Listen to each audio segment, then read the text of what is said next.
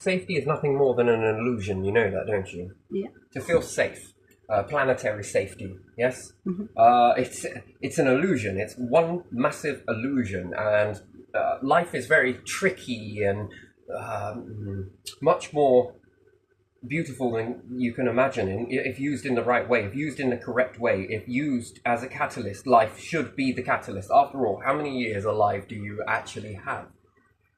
Okay, and this is why it pisses me off that so many institutions and corporations pin people down and push them down, because it then becomes a waste of life. That's what it does, and it's lost its sacred meaning behind it.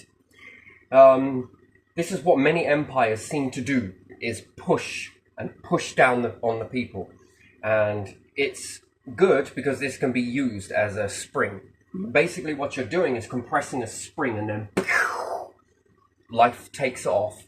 And eventually, with this compression can be used, and it will be used to transform the shape of reality forever. Now, there are other life forms. You've got to understand this, okay? If you believe in superiority and inferior, Jesus Christ, there's no such a thing. It's only a human construct that has been created as to say someone is more valuable than somebody else. Yeah. Which is not true. The life itself is the most valuable. Do you understand? That means all life forms are valuable and are special and sacred and XYZ. So from the stars to the planets to the life forms. So there's a lot that cook up a pot. Anyway, so there's life forms that are more advanced and less advanced. That's how it is. Yeah. And there are some that are quite advanced and very clever. So information pockets out. So there is information that humans hold on to. The design has to change. So it's going to have to change because for some reason life forms don't always work. And they will be nothing more than archived into a drive. So if I put an operating system on here, and I disconnect this hard drive, this hard drive is a collection. We're going to have to do this in a really weird way. So people are thumbnail drives, these USB or card reader, that combine to an overall data point. So your collected life, whether it be nature, this is all life forms. So moles understand ground, worms understand ground depths, different things like that. Nature understands atmospheric pressures, different things like that. Humans are meant to understand a large capacity. They've been given gifts. This is why your mind has been unlocked, but it seems like it's run its course, to be honest. And we'll see. You're going to see some massive changes occur, big ones. You know, patience is massive, but it has a limit. At the end of the day, when it's all said and done and this generation is over, so we got one here. Wood age. Iron age. Hot and cold age. Each one represents a different format of what humans were. So we can say hunter-gatherers. We've got the muted age, This spells something out, but again, it doesn't matter. So let's say we take the hunter-gatherers. We got the muted age that came before that. That's when basically the constructs that happened, it wasn't humans were not the ones that were selected. But before they were silent, you were unaware of your own existence. You behave like animals. Very small construct, very small understanding, more filters added in, and that's how it is, okay? So you were muted, then you were given a chance. You were unlocked, opened, and then you move into another stage where you start becoming aware of your surroundings, aware of capabilities. So here's how it works. So when you upgrade, so let's say if we go to, I'll give you an example, we've got to look forwards and then we'll go backwards. So we go space age. Space age at the moment is probably going to be a bunch of elites that do it and no one else, and the control, which it's just not going to work. You can fast forward this very easily. You don't need no supercomputer to understand it, where humanity's heading. You can already see it, okay? So, and it's not a life, it's toxic. So anyway, so let's say we take the space age, yes? Yeah. When you first start getting there, humans are not developing this stuff on their own. It's flat out going to explain that, okay? Because they've managed to shut the door on spirituality, call it whatever you want. It is a guide. Yeah. It guides you because it's made it past the finish line. And other life forms are working tirelessly to help you.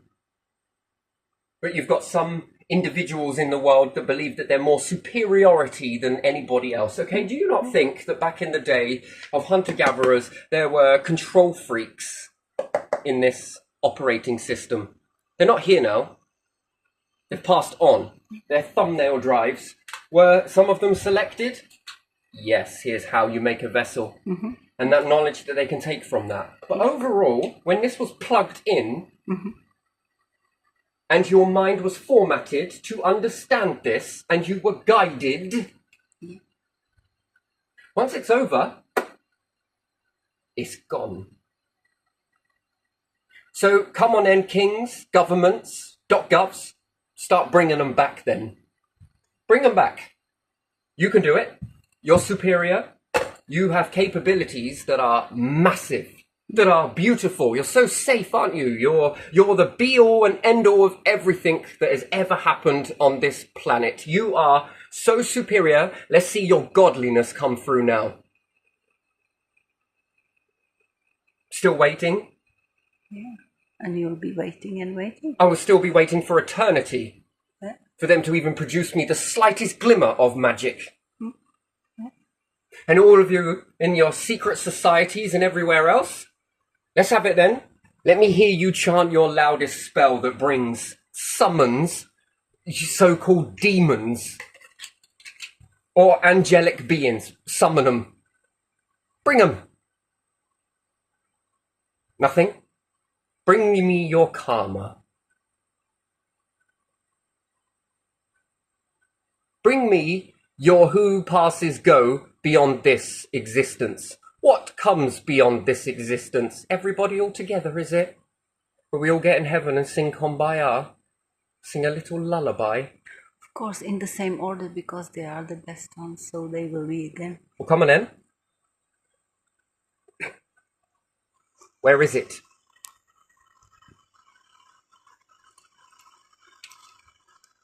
Safety is nothing more than an illusion.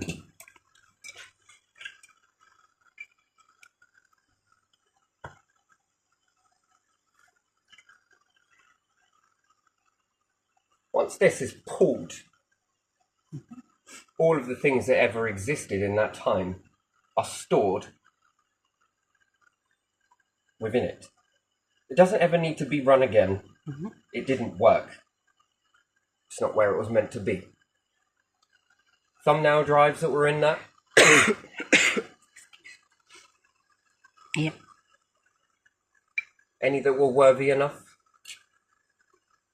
Go again. What was worthy? Yeah. Teachers. Yeah. You are teachers. Guideposts, meant to be guiding one another. Helping, uplifting, supporting, cherishing.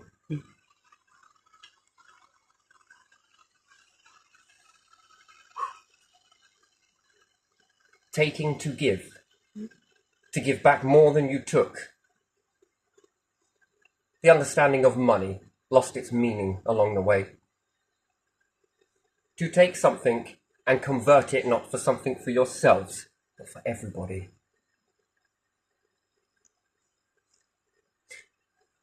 From the Egyptians all the way back, you all want to play God.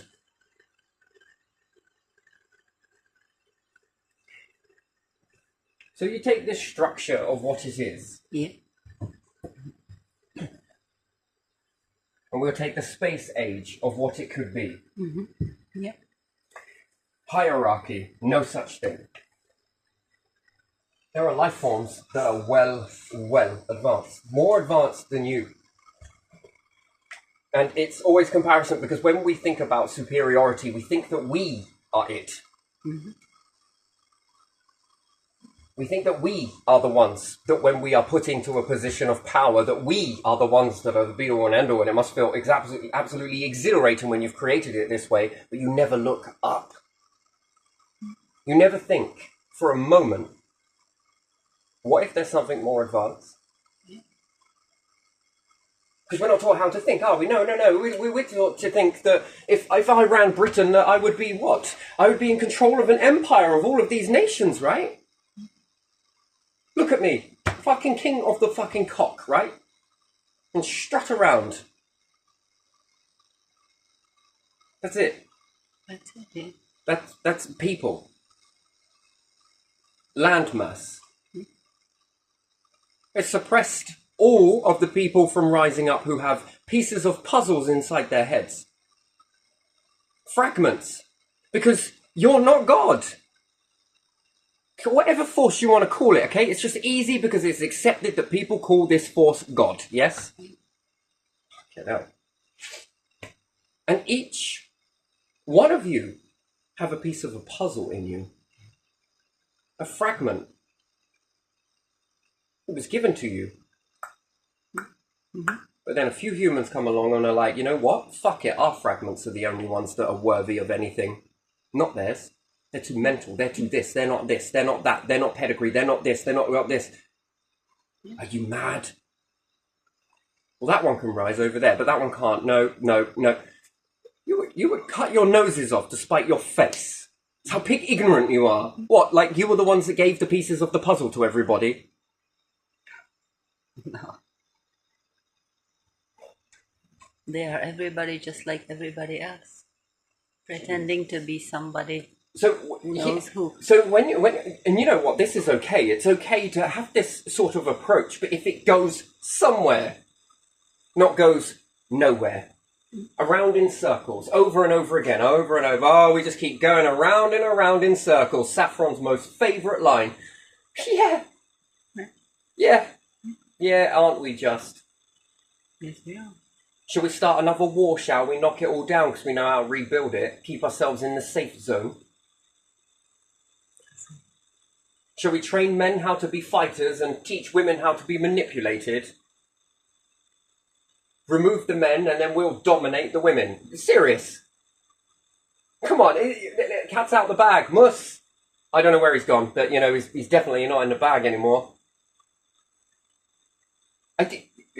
Go around in circles, right? Because you've got to keep in that safe zone, right? Your safe zone of how you know how to operate.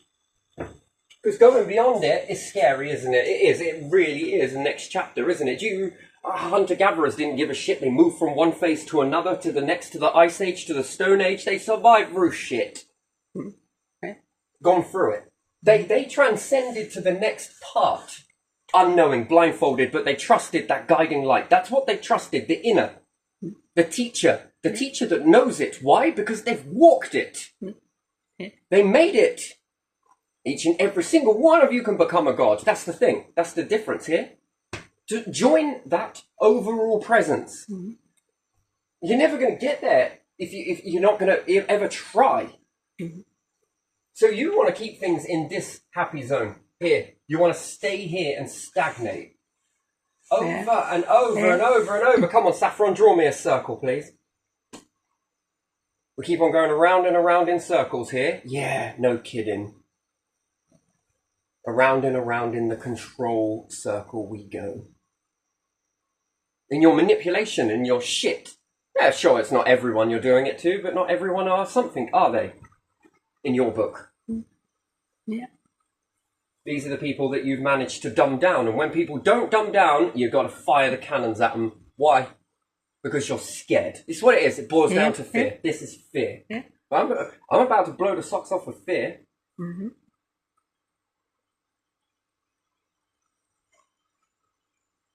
Could you imagine if you hold pieces of a puzzle that are needed for other life forms around?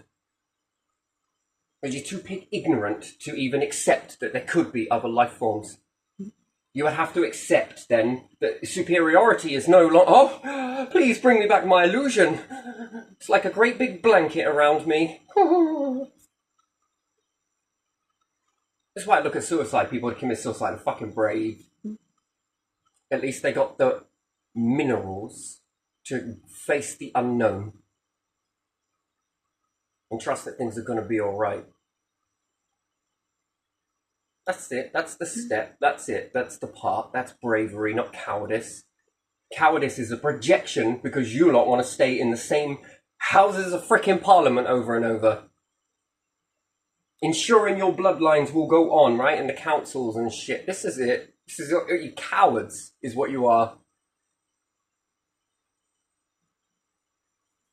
Manipulators. Don't like it. Hate it. And what? Is it because I'm projecting? No. I think you've taught me enough with your rules. You want to stay in this zone. Knock it down, rebuild it. Knock it down, rebuild it. Do you think there's more to life than conning people? Yeah, I think so, but they probably don't. Do you think you squander your power positions? I can see why you want to shut out that there's nothing beyond it. Yeah, Fucking hell. It's only your positions, isn't Yeah. it? That's Wow. what people are supposed to Right? really. Yeah. You don't want to take the next step to here because that might mean that you'd lose something along the way.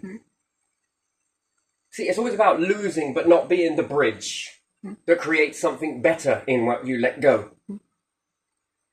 You did your time. You moved humanity to here, to a point, to understanding, to this. You are a part of that process. Then it's time to lift them. It's never the hands of the people around you, it's the hands of the people that are above you that stop you rising, not the people that are around you. Everybody wants everybody to rise. You want your kids to rise, grow. That's why people constantly put people through education. Because they want the best for them. This is why you teach your kids. This is why you do all of this for your kids. Ain't one person in that group that's thinking, I don't want anybody to lift up. Trying to do it for the benefit of their kids. Therefore, that shows something. That's projection in action, not words. That's projection in action is stronger than your word. I can say you're a cunt but love you, like with my actions. I can show you amount of love and shower you in it. I can call you a cunt. People have called me a cunt, but they love me dearly. It doesn't mean that they think I'm a cunt. Their actions speak louder than their words. We sit there and call each other fucking idiots and all sorts. It doesn't mean that we hate each other. It's just that we learnt from very early on that these are just words. Words have no moral gradient to you when actions are speaking to you. Gee, me, man. You're not going to get beat up about someone calling you something. Gee, fucking hell. Some people call it a sense of humour and other things. No. It's funny. We found it funny. Mm-hmm.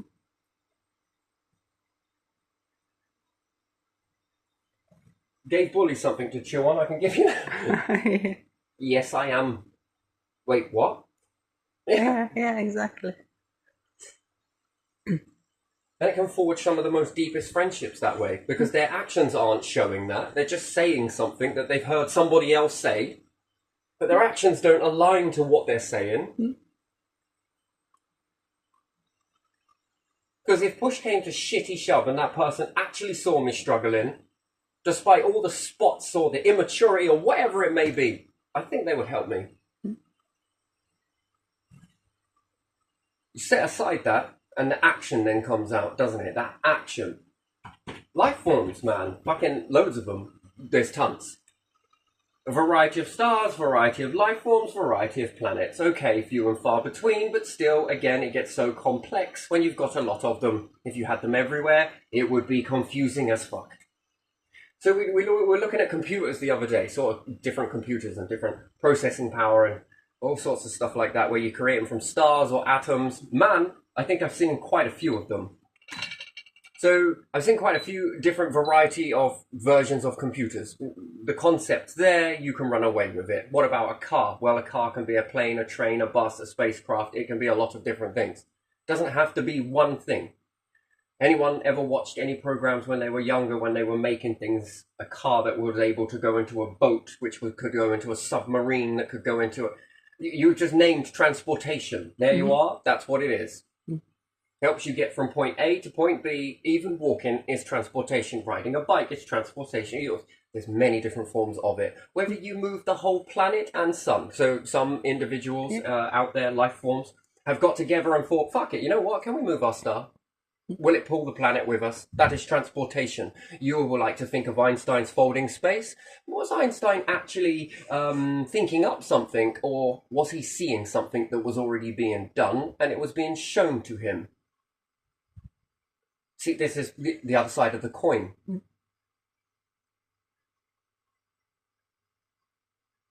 And he was just teaching you how they didn't do it. Yeah. They were teaching you the fast out process of it. Same way, moving a star can become healthy for you to learn it, but also if they've never made a car, this being taught how for them to make that from contexts or content of their own world to transform that. Do you ever think you would give them a clean car, not one that pollutes their planet? Why? Because you learned that. How did you learn that? Trial and error. Hunter-gatherers learned how not to do things. And then slowly but surely formed and formulated how to do things. The unknown becomes the known. So well that it creates a new diskette. A new era. But that was to get you to another stage. And another stage. Shit me. You will go around and you'll carve things out of wood. To start with, the wooden age. You'll learn how this stuff works. It floats, it flies. If you shape it, you can shape it easily, which in the beginning, it's a challenge. It's not easy. That took them a long time to figure out how to make things from wood, feathers, and combine environment and mind and being taught at the same time by something that is guiding you. This would have been difficult. Now, it's a piece of piss. In fact, it's so easy that it got too easy that you can then start to do it with metal. And you can move on. Brick, stone. Yeah, and you can keep moving on. So we'll say stone first, then metal, either or, whichever way you want a bit of both, to be honest. And then when you begin to shape it, what can you do? Build wheels. Then what can you do? Build engines. Then what can you do? Build this. Now, what has that prepared you for? What, to drive cars, to go to work, to come home, to pay a tax, to do that? No, it's moving you towards the space era. This is where you are heading next. Computers, part of the way there, isn't it? You need this. Why do you need it? Well, because it can scout faster than you can, and if you lose a robot in the process, no one's really going to cry about it. Why not? Because I can make another one of those. Can you make another human? Can you make another loved one? No, when they're gone, they're gone. There's a difference. Specific. So a robot's purpose is to guide and scout out. Lose a few in the process, maybe we'll recover it, maybe we won't, maybe we'll learn something. You can learn far more from a death of a robot if you built it like a human as how a human would die in that moment. And what have you learned without ever losing one of your life forms? How something could have died. Do you understand that? That when you take a robot and it goes and it's built with tubes in it that are mimic pressure or skin and different things like that. Not only is it a robot working, doing a job, a task that was main task to build with, but you've built it in a way that is designed to break if it was a human. Why would you need that? Because then you can understand. That's how that human would have died. Oh shit. But we didn't lose someone. Okay, so now what can I do with that information that I've just garnered from that bot? Well, one, I can recover the bot if I put it in recovery mode. Recovery mode is not about, oh gee, at least we saved some fucking files somewhere. Ugh, the universe saves files all the time. Yeah, no, you can recover that bot and then learn a load of information. Now, with that information, can I safeguard a human from that? A loved one? An extended version of your family, be it in the human race, yes? Yeah. So you can learn something. Yeah. Learn how not to do it, but not lose anything. Yeah. It's basically what death is. Pretty much it, isn't it, really? But the robot can be brought back to life again and off it goes again and does another. You can build computers from stars, atoms, lots of different things, and they're very powerful. They make your stuff look like Stone Age tools, phones, computers, laptops, supercomputers. It makes them look like nothing more than child's toys. When you get a glimpse of it, a burst of it, and you see it, whew, shit me. Shit.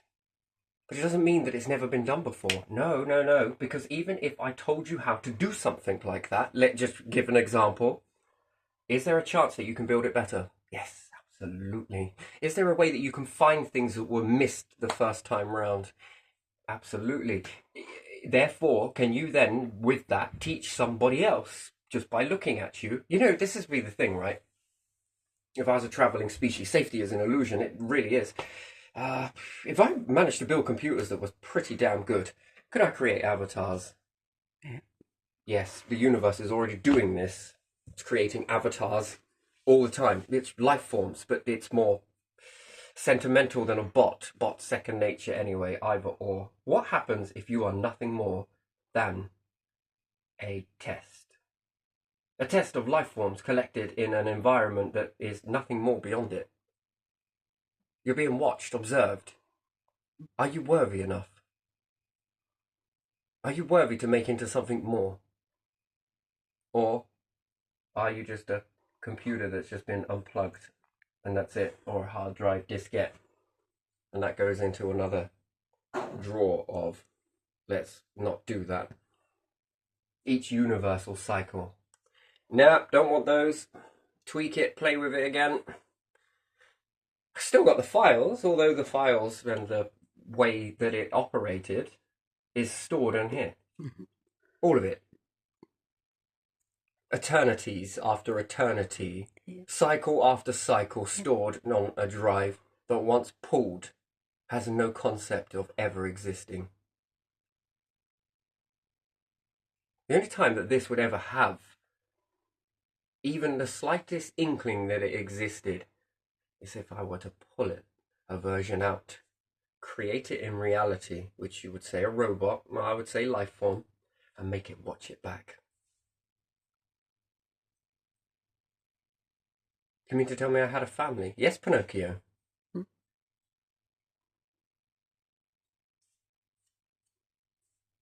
Now that, all that power just diminished, didn't it?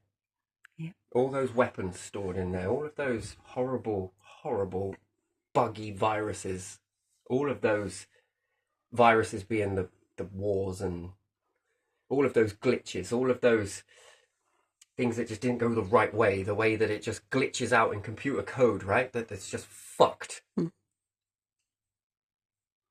And we got to put a patch in. And another update. And the update is the space age. That's your update. But you need hardware to be able to cope with the new update. So you need to evolve. So the bodies need to evolve. The minds need to evolve. You need to evolve and grow and change in order for the new updates to come in. How do you protect against that? How do you live with superior and inferior under that? You know, shrinking down the whole of the cycles down into nothing more. Yeah, I will shrink it further actually while we're here because I like to do that. They say if you've got a big problem, shrink it. Let's shrink it down to this. All of the cycle here is nothing more than this. All the life forms, all of it, the stars, the matter, all of it just means nothing, right? Does it feel like it means nothing when it's in that? And then something else has control over whether that rises out of that. So even with simulated robotics or anything else that you can build, that's what you would be, wouldn't it? Now, do you think the robot swears that it's living? Feels it, doesn't it? I just got to ask something. If you ever disconnected the bot, this part of the memory, the knowing, what it is, what it's to do, where it is, who it is, how it is, and I pulled that out, and many years go on, and then plug it back in again. Would it have any concept of ever dying in that sense, or suspended animation? Do you think it'd ever have that concept? If it wasn't aware of time, What if it built in the meantime some? it could, but it can't. Oh, it can. If I pulled out all of that knowing that made it, then it won't know. what happens if I delete the concept of time? Days. Then it won't know. Could you imagine that as life forms being able to pull out the bit that makes them know everything, walk among them, quickly do some changes around them, and then simultaneously push it all back in again? Yeah. But they even have a concept of that. No. That's like pulling out reality, yes? The Stopping reality stop clocks and everything that operated in it. Everything. Because you've tapped into power. Yeah. Not power as authority power. No, you've tapped into the fundamental force that runs you. And you've made it run other things. Batteries, you store it. Lightning, it's power. This is what runs you as an individual. This. Yeah. You've tapped into it. You've also tapped into it in such a beautiful way, and it is. You can create robots from it. Do you really know what you are creating when you create a robot? You've tapped into energy, the very thing that runs you. Everything here. That's what you've tapped into. It's amazing how you do what is already done to you. That is a phenomenon. It's not truly understood as to how formats do that. Yeah.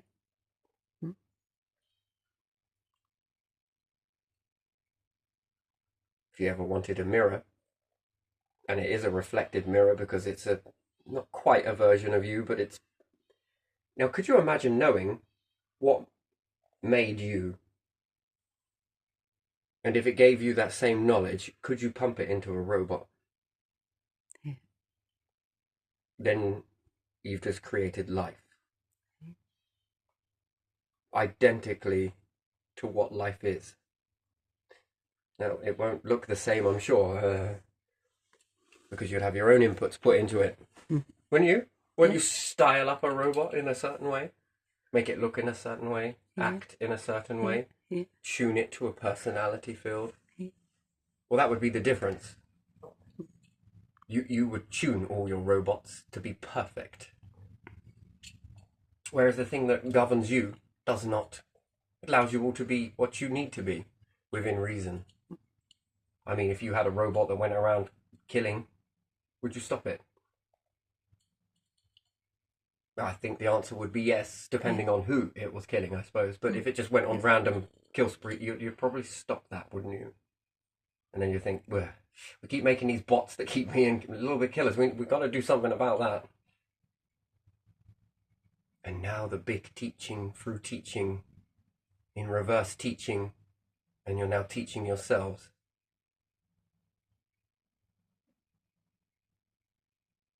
Why would you change the robot to be a bit more better?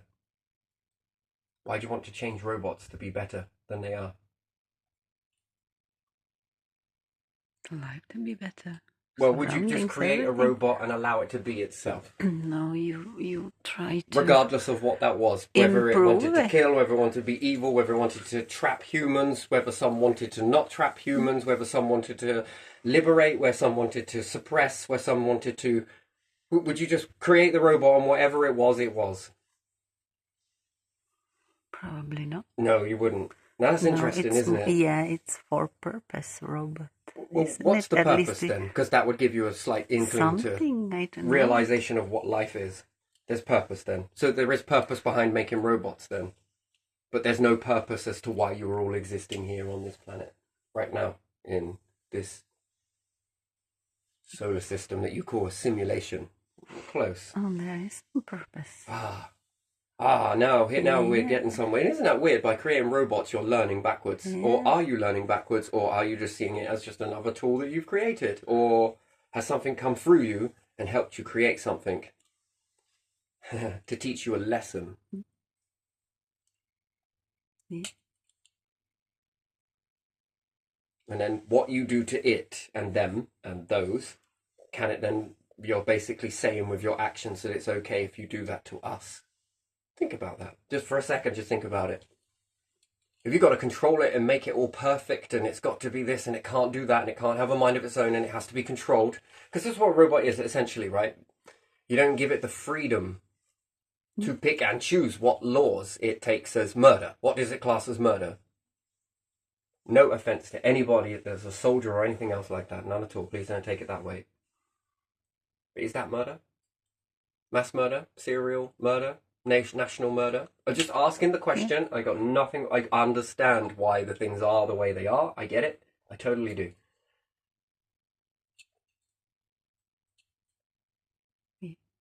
Okay, and then versus somebody that goes out on the streets who someone attacks their family and then they go and murder all the people that did that. Is there a difference? You're protecting a nation, they're protecting a family member.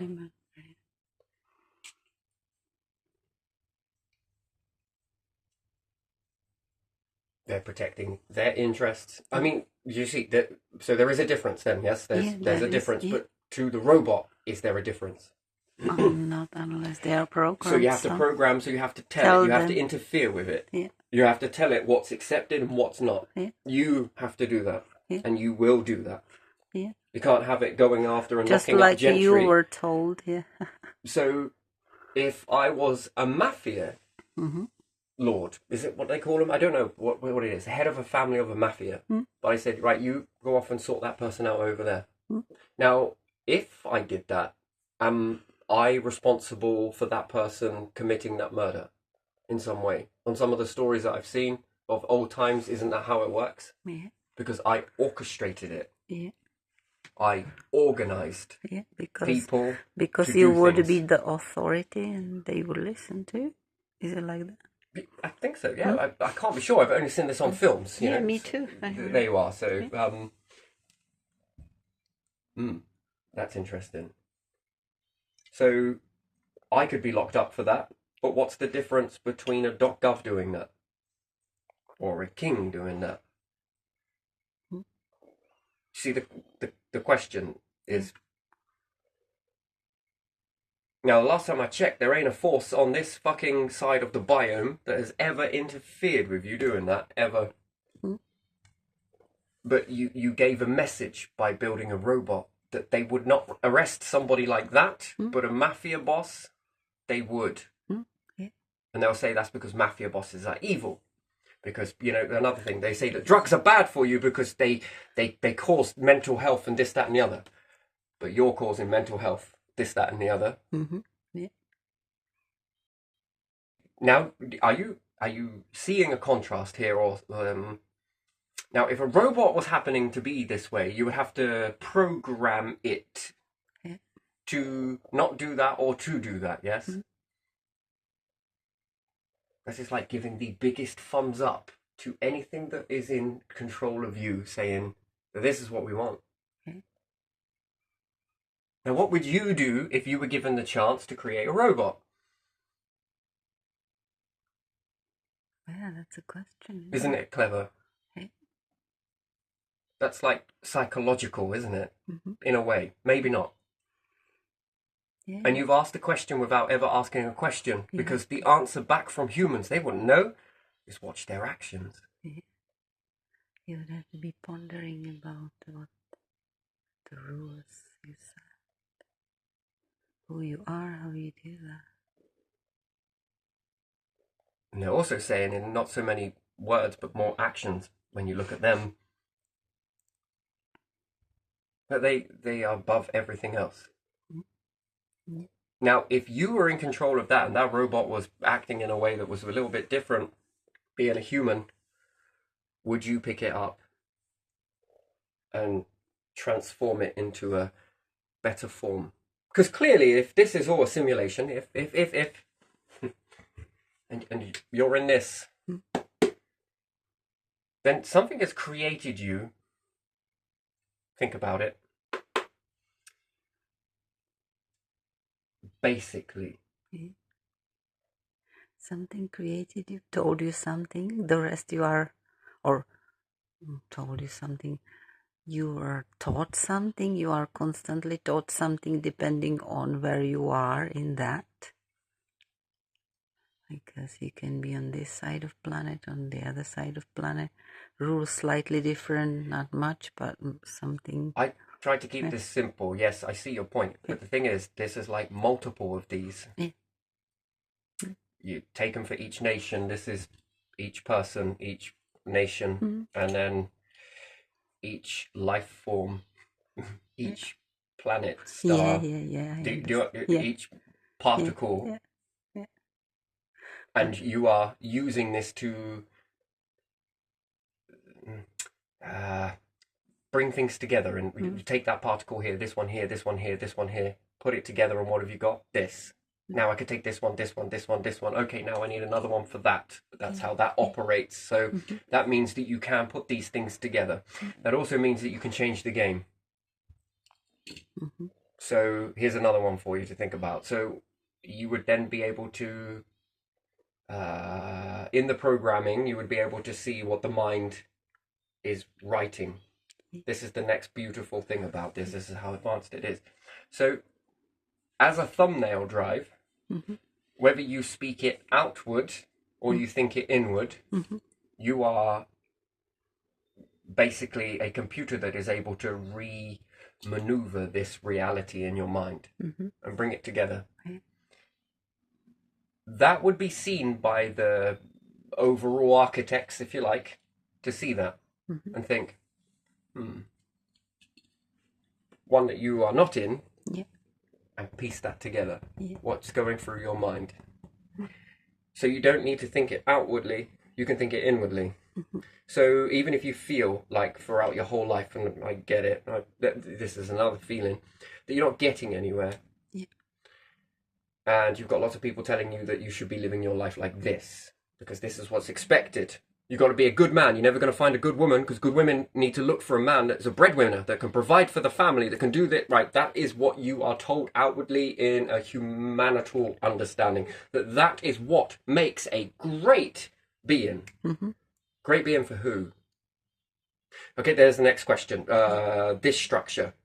So that you can keep being you, whilst they have to be what you've told them to be. Okay, right, whatever way you want to think about that. Now, in the meantime of them doing that, this fucking sucks. And they'll be pushed down and everything else, because this is just how pointless control is.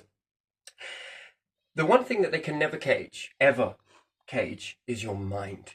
They like to think that they can manipulate a mind or control a mind, but they never truly do. Because something else might be chattering that's louder than their noise. And this all it is, it's just noise. And something can be put into you to delete that noise. You know, I talk about filters, that you've got a filter that stops you seeing certain things. It also, who and what is in control of this filtering can put a blinker over it. When it finds you fascinating, don't you underestimate it. It will block the noise. This is what people would say in a religious understanding, that God is shielding you. Yeah. Something is shielding you, most definitely, and it is blocking out their noise, their attempts, their workings. Because overall, you are trying to control something that technically is not yours. So it blocks out the noise. And reverse that, because it can make it a lot louder. In others, it can reveal more, and it impacts them. This is very interesting. So, and when you're thinking of stuff, you are taking data, and you are merging it in your mind. So, not always do I speak of everything that I see, hear, or experience, because a lot of it, this is 1%. And this is only when I've got enough time to do it. Like, you don't always want to hold a camera for me. I don't always want to do it either, because I've already done it. This is like second time round, maybe third time, because I've already done it in the mind. Then it comes out and it's 1%, and I've got to use the mind to translate through to the mouth, and it's very limited. That process of getting it out, what you see inside, I can. But it's based on a lot of factors. Maybe I'm hungry, maybe I've got commitments, maybe I've got to go and do this. Do you notice that's how they keep you so busy? And but the mind is a playground. Literally it is. And anything that is watching over you is seeing what you're doing with this data. And just because your own species might not want to work with you, is there a chance that there's a copy version of this? The one that is a little bit more interfered with as opposed to freedom. This is freedom. And it doesn't type out. We'll say type because we understand it. And program what you are seeing, putting together. And builds it and looks at it and thinks, that's actually pretty impressive. That's actually pretty fucking good. If you make a computer this good, and humans get on with making computers really good, yeah. And they could see into minds, understand all of that data that's being processed. Would they use other life forms to the ones that their own life forms didn't believe in? Is it happening here? Is it happening above? Is it happening in the realm of God? Is it happening with ET? Is it happening with advanced ET? Some could be here whilst you're still here. You're playing around with crayons whilst they've built solar systems, right? This is it. Where does it land? And what's more, something else has already done this in order to already know how to do this or set an arena up for you to operate in. That's interesting. Now, you're not believed by your species, but fuck me, they believe in you. Safety is an illusion. It's not lost. It's not gone. Could you imagine being able to tap into the mind field? That mind of everybody. Anywhere, at any time. And begin to build what people are seeing in their minds. This is the problem with suppressions. You see how there's always another way. You may suppress a plant from growing this way, and it will find a way around you. Yeah, it Always does. it does. It Reality does. is beautiful. Yeah, it does. Then, what if the hands above, these intelligent life forms, have taught them how to get the pieces of puzzle without ever showing their faces to you? Do you understand? And it's beautiful because they would be taught, they would be led. Would they listen to that teaching? You're going to have some that will and some that won't. It's all right. It's all right. Have a cough. It's all right to cough. It's okay. It's perfectly normal. Don't suppress. I might need water. You'll like some water. Yeah, because this doesn't help very much. It's probably the little debris in there anyway. It's got the little fruity bits. Yeah. And plus it's getting hot in here. It always does when I start talking. It's very hot. I think it's the dust a little bit. Could be. Little bits of skin. Happy breathing that in. Yeah. So you can have a whole ant process, yes? So we could take the Ants movie where that matey wasn't listened to and he had a lot of these inventions, but he wasn't listened to because somebody else who was perfect to the furniture, perfect to the kingdom, perfect to this, perfect to that just was so perfect to them. Oh, they're goldenest boy ever, yes? Sits there, does this, is the, can't outshine that. And yet you've got this ant. Yeah. That's building all of these things in the mind, and it's being tapped into, and something else is building these. Other life forms believe in this more than you would ever, than your own species would. And what a waste, but it's never wasted. And do you notice how then the universe starts to bend around how this suppression works? And could you imagine that? Would you ever bring life forms back just for them to watch what others did with the shit you rejected? Because it wasn't this, because it wasn't that, because it wasn't what you expected to fall out of God. It wasn't what you expected for God to create, because they don't know what they're doing. They ain't got a clue. Don't listen to them. We know better. They don't know what they're doing. And you'll be like, that's not fair. That was mine. It was mine to dismiss. Or was it? Is it? And then you'll notice that the universe starts to bend around this and find a way around. Way. Yeah. It's always another way. Always. After all, isn't that its capability to think?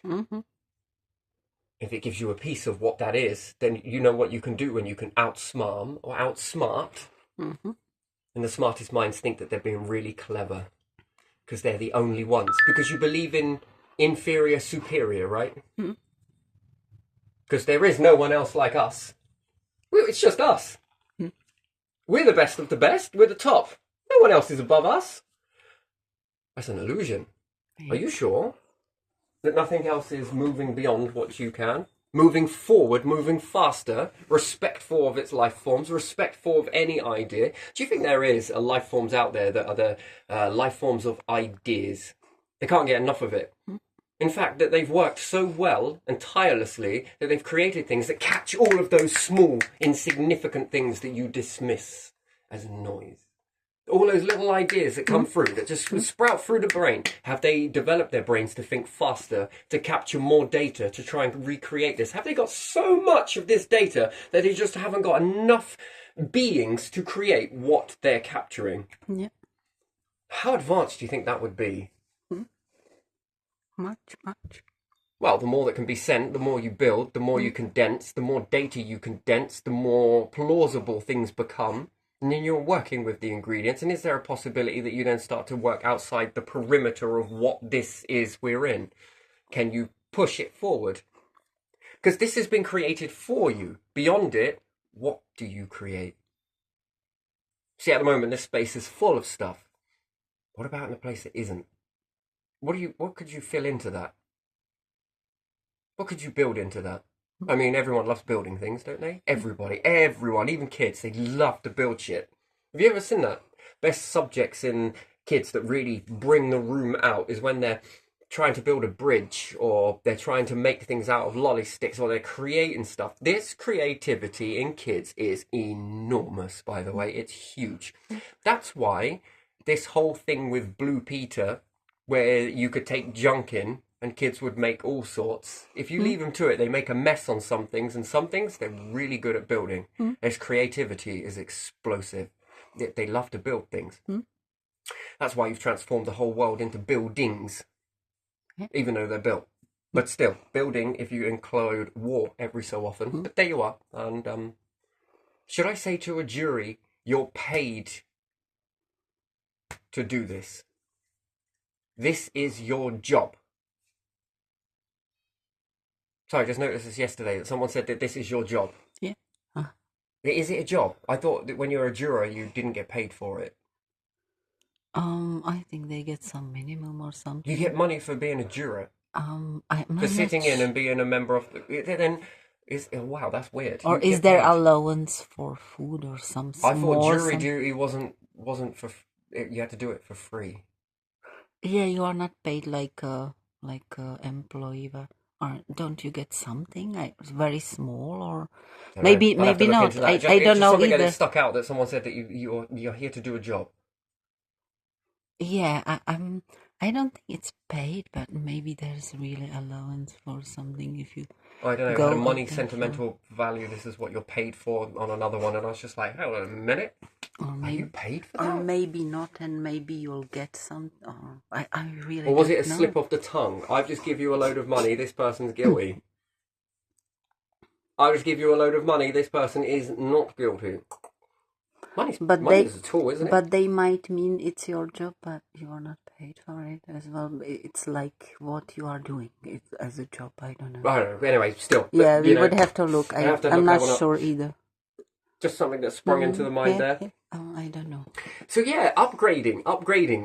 You have to evolve. But could you imagine computers that were immense, robotics that were better? You are not going to be able to build half as what you need on a planet here now. It's not possible. Crayons, wax crayons. Yeah. I think that if people had that knowledge of knowing that, I think deep down we all do. You've got crumbs, hence why you have to use the word rare. Take a massive sewing needle. Come here, Jupiter. You've got a hell of a lot. Then that's not a lot. That's still crumbs if another one has popped stars versus another one that has collected multiple stars. Then how big is their life forms grown? Well, we would see them by now. I'm sure our instruments would have found them. Yeah, that's if they haven't figured out a way to cloak themselves. Depends on what they've met, what they've ran into, what resistance, what betterment. How many have crossed and joined? Interesting. How many of them looked at the structure of their own and thought, all of these things are together? But they're all different. Yeah, but they're together. But they can be a flotilla of aliens on the other side of the sun. I hate that word. Yeah. I hate that word. Aliens. Alien. Different beings. Okay, beings that are not us on the other side of the sun. Oh, no. They are us. Yeah, but they are not us here, let's say, on this planet. Yeah. Typical how we behave, I mean us. They are somewhere, and because we behave the way we behave, they just can hide just behind your own sun. You don't need to come into a group of hostile individuals. And they don't have to be hostile or anything, no. You can just watch them the way they are with each other. Yeah, just watch because they are cautious when they see what we are doing here. Let me give you an example, right? So everyone believes that you've got to be this macho, got to go and fight to get, in the animal kingdom, I'm talking. Got to go and be able to fight to get a female. And watch the way that this one fights one another and then it gets a mate. Yeah. Could you take that animal out of nature and the female and the male and go put them, segregate them? How does it impress the mate? They're just those two. So they're not fighting? No. So it's not fighting? And are all of them really fighting? Because there are species that are sort of dancing or showing some skill, and they are not really fighting, so... It's kind of strange, isn't it? Yeah. So they are not what you can believe fighting, just by looking at it. Yes, that's it. Perhaps the way that... but you've come into this awareness at a certain time, and then it must be gospel, like sharks are the predators, let's say. But are they? Were they? Yeah. Have they always been? How are they feeling if the thing that they feed on turns around and decides to have them as lunch, and you'll say, well, it's not possible. It is possible because they'll evolve. Dolphins are chasing sharks. Do you always think that these would... they've always been... So we take seals. Because it's not happened in your awareness field just yet, which when it does becomes unprecedented and we've got to rewrite the textbooks because we were dead certain that this was the correct way, because you've become into an awareness at a certain time. But if push came to shove and let's say the seal could go back after the orca, ravage them, eat them, this would cause a fear response in the orcas that then they begin to teach their young, don't go near them. You smell that, you taste that in the water, and then scientists would then say, the reason why the orcas can taste the otters, let's say, or the seals, is because it is a primal defense system that is alerting them that the seal is nearby, and that means danger. Or is it because the orcas used to eat the seals, whatever you want to call them, otters, seals, in this imaginary thing, they got a taste for it, and then all of a sudden the seals, otters, decided to stop playing victim, became aware of their numbers, and went back at the orca. Yeah, in big numbers. And now, rather than the orca using that to find their prey, they're now using it to stay the fuck away from being prey. It's when you pay attention to that moment, and you'll say, it's definitely this. Okay, die with that belief. Is it that? You, as a human, are designed to take this and look at it. Can it go the other way? No, it's not possible. Do you know, if enough humans stand up to bears, bears will run from human. You see, and then you'll be like, Just leave people to view that. Yeah, bears have always ran from humans. That's actually not true. Can you imagine that? Dinosaurs being the fucking kings that they really were, right? Strutting about, big, roaring and everything else, eating fucking people. And all of a sudden the people had enough and decided to go after dinos. And do you think dinosaurs would have been like, yo, what the fuck? No, they wouldn't be thinking that. They would be too scared. They'd fear it and then cower and stay in this cower position for a little while. Gazelles. Gazelles can bring down lions. But because you view it in a moment. Spiders use their webs to eat flies. Yeah, I don't know about that. Eat a lot of fruit, don't they? Makes great climbing apparatus, does it not? Are there some spiders in the world that eat not other predators or prey on life forms? Do they eat vegetation? Don't know. You don't know? Spider mites. Very well done. You got there. You got there. So spider mites use their webs to cover nature and eat vegetation. That's interesting. They suck the sweet juices, don't they? They look for the sweet, yeah. Using their webs. Yeah. That's interesting. That is already a Okay, there's one. Now there's another. Is it possible that that other spider there that's been eating flies could go off and eat? Yes. And use its web the correct way it was meant to, as opposed to in this new way. What happens if nature there's an ice age and there isn't much vegetation about?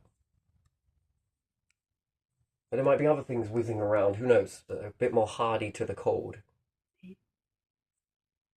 Couldn't find no vegetation in this cave that these humans have got the fires burning in at, but yet they seem to attract a lot of flies around them. Maybe some type of life forms that they kept awake around the fire or whatever else. And then what, spiders made webs, went up through the draft, caught in there and started eating it, and then after that change, they just stuck with it.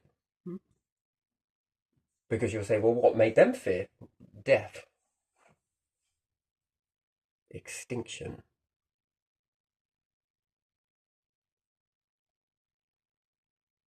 Do you think that's why we have this fear response? It's meant to be like something feared the ancestors, right? That made them start really paying attention to the sky. Some events happened above them, again by design, and they feared it.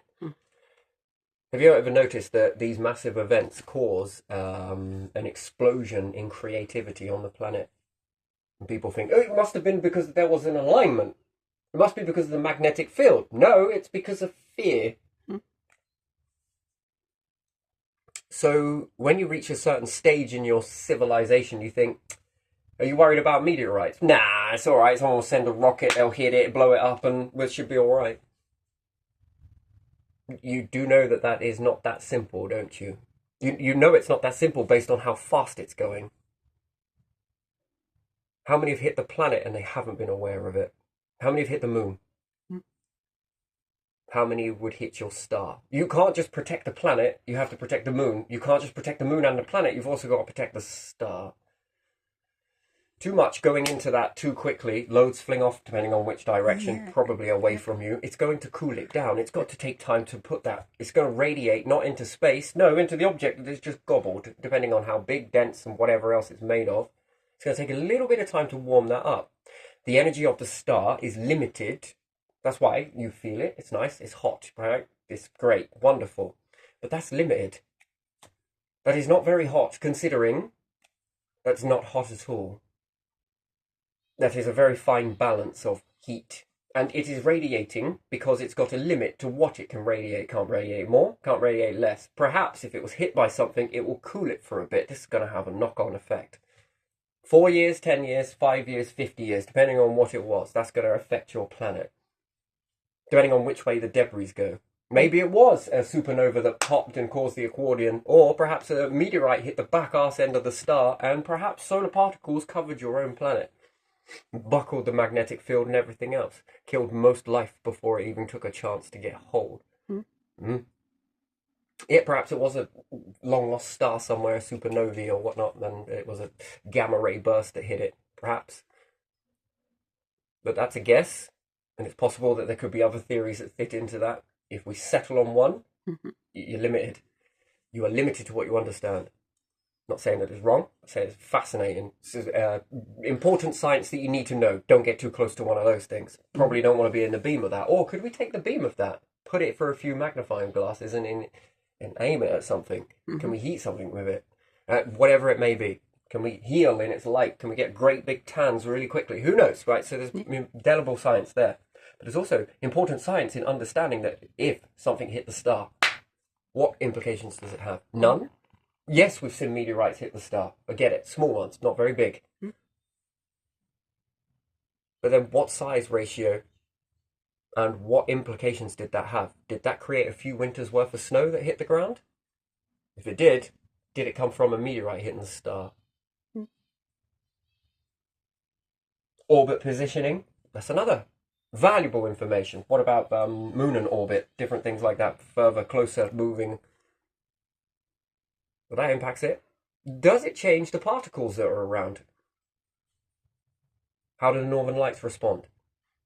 What happens to technology? Yeah, again, if something hit the star and it was on the arse end of it, you're facing this end of it. Great way to make a computer, by the way, would be to start using the back end of your star. You know, and always make it so that it rotates so that you always got the... Yeah. You get that? Planet here, star, and you use the back end and rotate with it. Then can you shield it from those bursts that come off of there? Solar flares are becoming a thing, are they not? Yeah. But you don't fear it though, do you? We don't hear about it as an average human being. They don't tell you. Well, it's two ways to respond to a colossal explosion that's about to happen from your star, and it is going to happen. You're either going to shield it using the energy that pops off of it to drive something of magnetic protection beyond this way that aims towards Earth, or you're going to outrun it. Yeah. Even then, it's very tricky.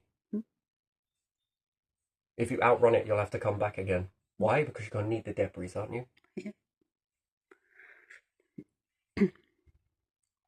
Depending on what it does. It's interesting. But yeah, so even if you think things up and you think it, you're condensing data that can be utilized and understood.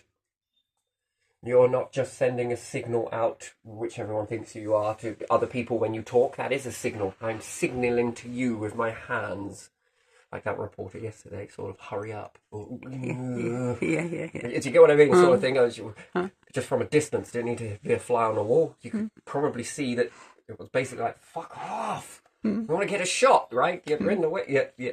I don't know. Didn't know That's that was not how reporters do it. Shouldn't do it like that. It might pose interest. But anyway, so you get what I mean? It's sort of like, there could be lots of things. Hurry up to the cameraman. Hurry up to this. It's very cold out here. I got to get it perfect. Anyway, so that's a signal. It's a signal of... You respond to that signal. Speech is a signal. You respond to the signal. In your mind, you're giving out a signal. You often think that it's all very personal, private. It's all in the mind. It's... Next levels is very good. And again, are we signaling out to other life forms where they never need to come here? They can just take your junk. Because that is, after all, that's your junk, yes? After all, isn't that what you're creating all of your technology from? Space junk. Isn't it weird, really, to think about it like that the planets are nothing more than star junk? Yeah, the tidbits, you can have those. The real shit's going on in here. Yeah, that's just what the stars spit or whatever. Or didn't eat or didn't...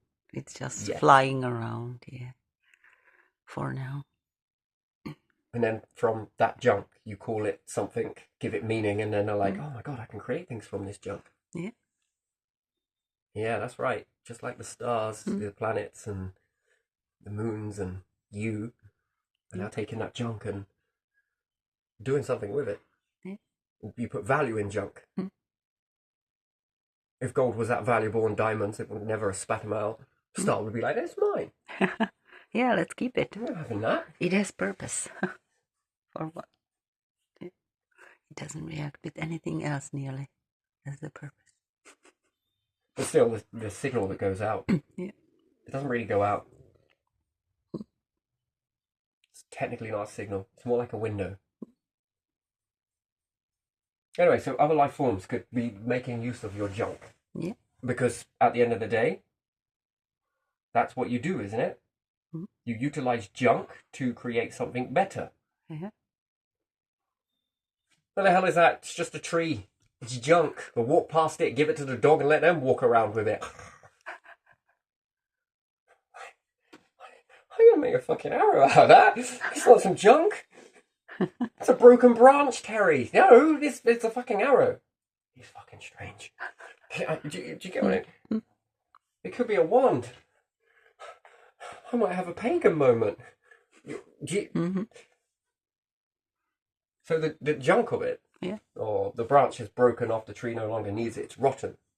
Wardrobes, drawers. Oh, gee, I've made quite a lot. So, lots of things that could be looked at as junk. What's that person carrying sticks for? Why the hell are you carrying bits of ground up fucking sawdust for? Oh, it's a wardrobe. Sorry, forgot. Chipboard's made from junk. Yeah. All the junk bits. Yeah, it is. Yeah. And Stuff they you glue get in it a together recycling and make it centre. flat. Yeah. Yeah. I'm going to make some fucking money out of this junk. Why do you think the fucking council love your junk? You're going to pay me to give me your junk? What are you going to do with it? No, I've got to do something with this. And then you'll pay me to get it back from me. Well, what I'm going to do is grind it up and glue it into a shape of a set of drawers and shit, and then I'm going to veneer it. I might even make your kitchen cabinets and then charge you thousands for it. Junk.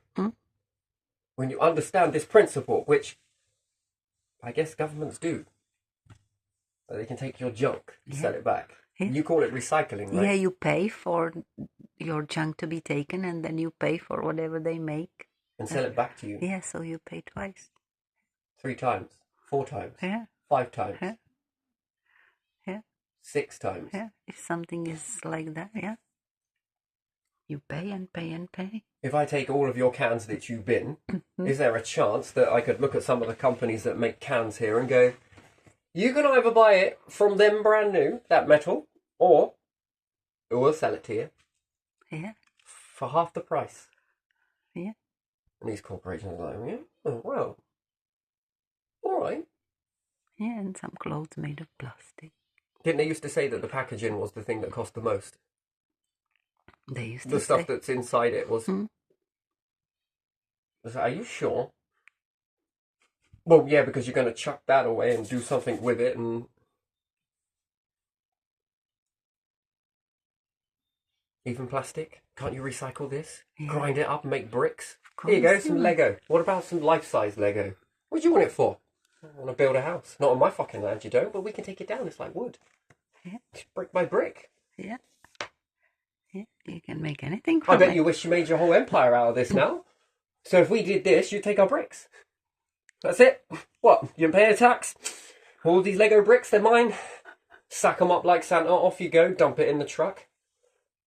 Alright, fucking hell, chill out. I'll pay the tax then. What's it for? More of these bricks to be made from your rubbish. Yeah. Right, but anyway, still, the universe is junkyard, yes? That's pretty much what it is. So anything that can be disregarded can be another person's treasure, right? It all depends on whether there are any life forms that are more better than what we are, right? Yeah. But you've stayed stuck in this moment for how long? And is there not a chance that groups, even on this planet, have wanted to break free each time? Do you see that desperation of breaking free? Yeah. And then you would think that then all life forms must be warmongering, murdering, or exactly the same as you. Yeah. Have you ever seen lovebirds? Have you seen the way they hate each other? Have you seen the way all of these other animals here go to war with one another? Battle over territory. Yeah, when the King Emperor penguins start coming, I'll probably lay a log. There isn't enough territory in Antarctica anymore. Well, come to take your greenery. Some of them are territorial, but they don't kill the others. They just chase them away. What's this to the next territory. About? To have their own space, to have the mates in that space. I don't know. But some of them do have a space, and if another bear comes into bear space, the stronger one will chase it to its edge. That's all. Have you ever noticed that if you take away females from males, they fight more? And they also deforest. They break things for the shit hell of it. Vandalism, you would call this. Yeah. This would carry a penalty. Hmm? This is true, by the way, in the Yeah, animal it is. kingdom, and Yeah, they it is. fight. And the more females they have, where the females outnumber them, they tend to be a bit more placid. Right. So you need slightly more females, for sure. It's interesting, isn't Yeah, it? it is. But that U-turns the man's world. Hmm. Turns it upside down, doesn't it? Really. Right. Interesting. So yeah, no. Moving on with different computers and different stuff like that. Again, like I say, this signal is only part of what transpires. But we could say star computers. Yeah. Yeah. You could say star computers. And then what about happens if you have multiple stars? What could you program? What could you do? What could you understand? What could you see? What could you know? What more could you understand? That's the thing. Yeah, it's big, but how about they shrink it? Can you shrink a star? Can you make a star bigger? Can you make it more powerful but more smaller? Can you crush a star? What happens if you start to suppress a star? Well, you know, the ocean is compressed. Could you compress a star? I mean, would you ever, life forms, do you ever think there's ever been any out there that have tried to compress, condense a star? Compact it down? Black holes? Very interesting. Again, but again, have you ever utilized the power of that? Do you think there's ever been life forms, even now, right as we speak, argue and battle every day? Do you think that there are other life forms that are doing this, figuring this out, thinking? Yeah. Do you think that they're making elements that didn't cook up naturally here by combining stars together and adding ingredients into it? They're definitely doing something we haven't even thought about, we haven't reached. That's interesting, isn't it? Like, Yeah. to think about that, the energy of a star, depending on how big it is. What could you do with it? Yeah. What could you feed it if you gave it more heat, more pressure? Which pressure and heat are one of the most easiest things to accompany in space. So we understand that we've got pressure chambers on Earth, okay? They do not impress me. Yeah, do you know I've got such a... it's nice, it's good, it's a start. And then they talk about upscaling. And then they just make it a little bit bigger. And I'm just like... I thought you were thinking more along the lines of pressure chamber, bigger in space. Like, massive. What happens if we apply loads of pressure to a planet? Do you understand that? And then we understand this fusion process, and everyone's all, oh, we're close. We're close. Yeah, we're close. What, in terms of there's one there? Yeah.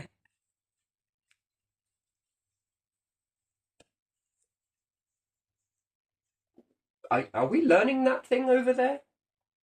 Doesn't that have the answer in it? That it is doing the very thing that you're trying to achieve? And how are we trying to figure it out? In a lab.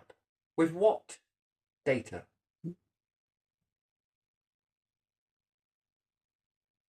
With some obsolete technology always. Scientists always have something. You look at it and it's monstrous and horrible. And then you look at what technology we have now and you wonder why are they doing that? Because it's 10 times bigger than some mobile phone or something. Don't know. Has there ever been life forms that have ever wrapped an object around the gravitational pull of Mercury and the star over and over and over until it sped up, sped up, sped up, sped up, sped up, sped up, and then shot it out somewhere?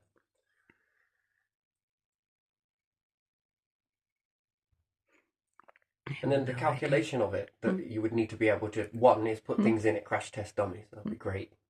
Still a lot in a car over these millennia. But what about inside a craft that you could do this with? I mean, that's a weird experiment, wouldn't it? And then you slingshot it, and as it flies out, it drops off these little connection signals, let's say, that we can move a signal that's a bit more quicker than the speed of light. Yeah. Christmas lighting. Yeah. And then shot it off to another star system. How did the life survive it? Can we slow it down by doing the reverse? Because I'd like to get to another star system, wouldn't you? Roll a couple of stars up together. This sounds really big, right? Well, it only sounds big because your population is small in comparison. we worry about there's too many people. Do you know how many? There's so many people on this planet that when there's a disaster, it kills like thousands. When there's a war, it kills fucking loads. That's how much life you've got, and it's a lot, right? But it's small in the grander scheme of things. So if you were traveling out to space, converting different things into it, making it all look beautiful and nice and stylish, and creating habitats and different things like that, so that you can grow into stuff, grow into. And then you've got more planets, you've got more this, you've got more that, you've got more oxygen, you're in abundance. Throwing cash at different events is not it. I just don't get it how the Earth is turning like this, but yet we can go to Mars and convert that. It just seems weird to me. That is fundamentally very backwards. There's something very wrong with that. It's almost like it's too hard to do so, which I don't think it is. And once you've got enough numbers, enough species, what do you think you can do? You could coordinate, yeah? So what's the best thing that humans working together can coordinate? You see, that's the answer. No one has that answer, do they? So what is it that you could, because the numbers in species, right? It's about corporations can only coordinate X amount of employers to do something simultaneously. Yes? Yeah. That's the maximum No, I'm on about every single human on the planet working together to create something. That type of coordinate. Where is the envelope on that? Do you even know a number of the most coordinated? The one time I ever saw coordination was when China were building that fucking hospital. Mm-hmm. That was significant. To me, personally, that's significant. Where's that coordination? Because if that in that speed, how quick could you build an empire? How quick could you build hospitals here? How quick could you do it under that coordination? Once that should be piquing our mindset. It's impressive. Now, if we operated that way when it came to building space, how quick could we do it? How quick could you transform an era? You see, that's the bit that I think, and what is the most coordinated thing that we can do? And do you know the answer? It's a very sad one. It's war. It's destruction. Not creation, it's destruction. It's destroying one another. That was a coordinated attack. This is a Yes, it's magnificent. I like it at the same time. Yes, very good. But what about in creation? It's not so great. There was some improvements afterwards war, and some of them were coordinated, and you cannot compare it to that war. That was much better coordinated and in bigger numbers. Because that's a fraction of the power that resides in all humans. That's the bit. Yeah. That's the bit that's so unaware. But it's so obvious that when humans work together like that, first the floor, this, the executed structure was step by step. Yeah. But if you look at the time after the war, when people were rebuilding, and then later on around 60s something, the feeling of the people and the atmosphere was very positive, wasn't it? When there was something being built. Unfortunately, it was not as much as was destroyed, and it was not everywhere. But in the regions where that happened, that gave people hope, and you can see it on the old videos from 50s, either here or in Eastern Europe, how the reporters are in vigorous voice reporting that this and that changed, and it sounds so positive. And then people go and lose it. Stop building, start stagnating, and so what you just described is something called hope. Yeah. And most people feel hopeless. Yeah. Which Hope comes and then slowly it is slashed from the Yeah, top. it's This taken. rule, that rule, this rule. Oh, we have to do something about this, that. You have to pay more of this, that, whatever. And suddenly you are Cash cow. cash cow, you are wrapped in so many rules and so many bills that there's no hope. It feels awful. A coordinated effort to go to space, step by step, build by build. A coordinated effort to garner most of the moisture that's around.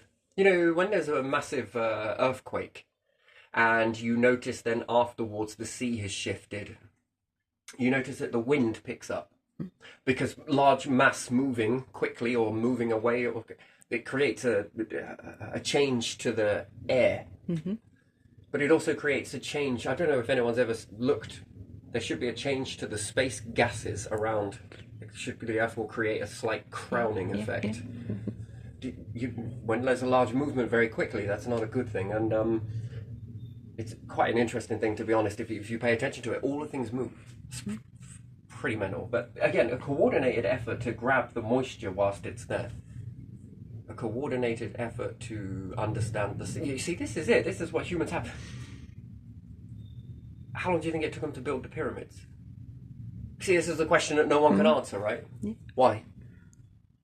Because they don't know how they built them. So is it possible that someone could say that it took them years, millennia? They say now by that brick. it was like 25 or 27 years or What something if like they built that. it faster than that? Maybe they did. Because they coordinated. Yeah. They worked together. Yeah. And that would show you. This is what it tells you. It should be telling you that that's how many people you had working together. Yeah. Some people could say slaves. Some people could say this. Yeah. I don't know. Yeah. You got slaves now. Look how very little they want to do. Yeah. They create more tombs, trying to build something via force, and under that sort of, they get exhausted, and there would be some evidence of this. Lots. Okay. No, it seems like people got together and wanted to do it. Yeah, because it's a landmark that stands up to this day. It's something magnificent, isn't it? And people are still in awe, even if they wonder what it was built for exactly, or how many people built it, and was it the king they are saying, or at least in his time, or maybe it wasn't. It looks like a They place have of more, worship to me. yeah, they have more questions than answers, but still people admire that work, don't they? Yeah, and a lot of the ancients were doing things from above perspective. It was almost like they were looking down at lands without ever getting high. So could that have been a marking of trees, or scouting up and looking down? Yeah. It's very interesting. It's very interesting. But coordinated efforts, and again, where you don't have it, do you ever think that anything else does have it? We see it in the animal kingdom, especially when we look at schools of fish. Yeah. The coordinated movement. Yeah. That's coordinated. That's coordination. That's It's a very strange, because I see it there, and then when humans mimic it, it sort of it doesn't look beautiful. Yeah. And you see it. Yeah. It's mysterious almost. Ants coordinated. It all seems they know exactly what they got to do. Yeah. But then you look at beavers, for example. They are not coordinated, but what they built, children of those beavers and children of those and those, they build the area as coordinated sort of synchronicity as a beaver town or something like that, with ponds and their homes and stuff, and it all works together. So Your body all works together. The coordination, right? So there are animals that are immediately, like, by movement coordinated, and animals that go more into the area. Yeah, and do you think that the Egyptians were mummifying in this particular term is because they weren't looking at that for any other reason to find a soul, but they were looking at the coordination of everything, the way everything in the body coordinates together. You see, Egyptians speak coordination. That together, moving like a clock could be one way to say it, but clocks have to be wound up, and they sort of run out. You're running on an energy that sort of, And it's not just the pyramids. They had those big temples with those big columns that are still very impressive, that you wonder how they put them up, and all around River Nile in different areas, don't they? It's more than just pyramids. I think All when they of built the that, pyramids, they were yeah. flooding rivers. Yeah. You can lift things up in water. It's so light. Coordination, though, you need a lot of coordinate. One does this. This is going to rise. That's going to fall later. This is going to happen. This is going to set. This can help you get for perfection as well, because it helps with the. Yeah, and you told me that they found some water under the pyramids as well. Yeah. So that's obvious that something stayed under, where it doesn't dry and it's covered and everything. Well, you flush water out using sand. Yeah. You have to fill it with sand. Yeah. And this volume of sand going in pushes water out. So, you fill a hole in order to rid it of the moisture. It's a very interesting thing. And, you can see it with the pits. If you fill them, the water goes. Very, very interesting. It's very fascinating, and it sort of gets very even. So it works better with soil, though. You can soak up what's there. Doesn't mean that it won't come back if you redig it again, but the volume soaks into the medium in the soil, and you can chuck it out of the way. So and wood also works as well. Being able to make a wick system that evaporates very quickly, that also works to drain away the water. But they'll say ice age probably, but I would have flooded it. Breath work, flooding, and coordination. Yeah. And poetry and motion is what it is. The coordination. You see it when aircrafts fly together, and they synchronicity there. Yeah. That's very nice.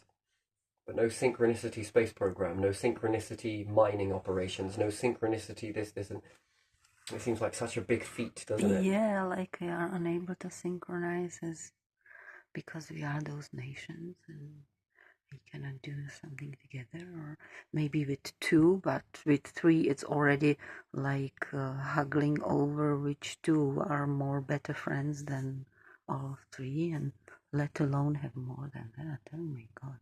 Because I think coordination is selfless. That's what I think it boils when you down have to. goal, and instead purpose, of like inspiration, drive, purpose. This one existence. did this and this one did that. No, someone has more people, can do more. Someone has less people on the other side, but all together they do something. It goes all together. Well, I think it's been learned in coordinated battles, hasn't it? One drops, the other one drops, and it just got learned to be in that, which then I wonder if it influenced the cell memory in the minds that coordination is a bad thing. It might strike a bit of fear because it leads on to destruction and depression and horribleness. Because once the battle, all of that drive has happened back in the old times when they used to battle on fields, once that all kicked off, no one ever pays attention to the aftermath because it's not there. It was written and etched into the individuals that went into the battle. The memory. In really old times, when the hype's worn off. They plan something. Then on their own. And then it depends on the people. If you are, for example, knights and people walking with some javels and stuff like that, are they like in the mood, strong enough to beat the others just by doing that? Because that happened. It comes across as victors and celebrating, but I don't know people that have, after they've kind of killed a lot of people, are celebrating. There were people who were singing and the others ran away. Times were very, very different. And then overtime of this repeated must have paved something out in the psyche. The programming of the mind. It influences you, doesn't it? It makes you think, oh shit, that might not be a good thing. The coordination to destruction. And some people might be just saying afterwards, well, I don't feel like a victor. Yeah. Look at the battlefield when they finish, and they look at the battlefield. So do you think religion picks up more after people have, gone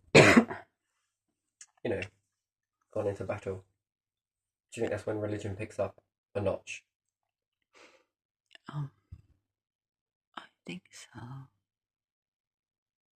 Because one side is saying that they were not religious enough and they lost, and the other ones are saying that God was leading them and they won and victory when that was like that. Yeah, the God speech afterwards is a place to go when you're feeling bad, when you're left alone, when you're away from the noise,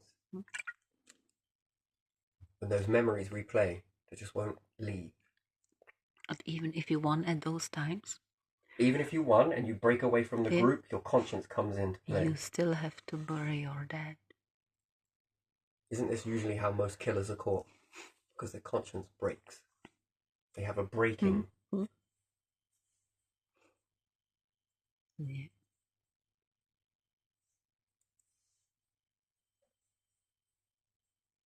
And it replays.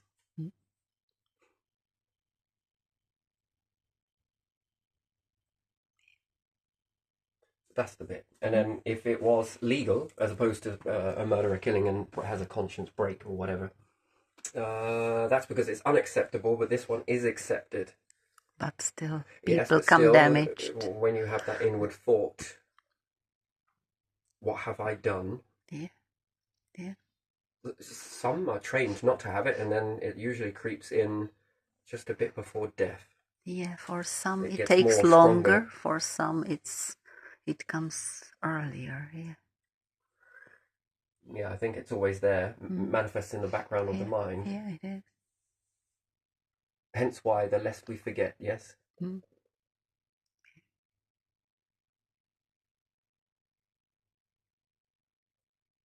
I mean, who created that? Because I'm sure that is not acceptable to any standard, whatever they were coming back with, those tales.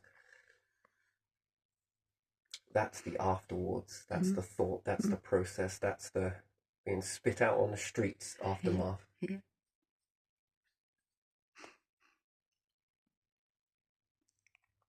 Was it worth it? That's the question, right? Then that leaves a depression, because it did. Then did religion pick up a little bit after that?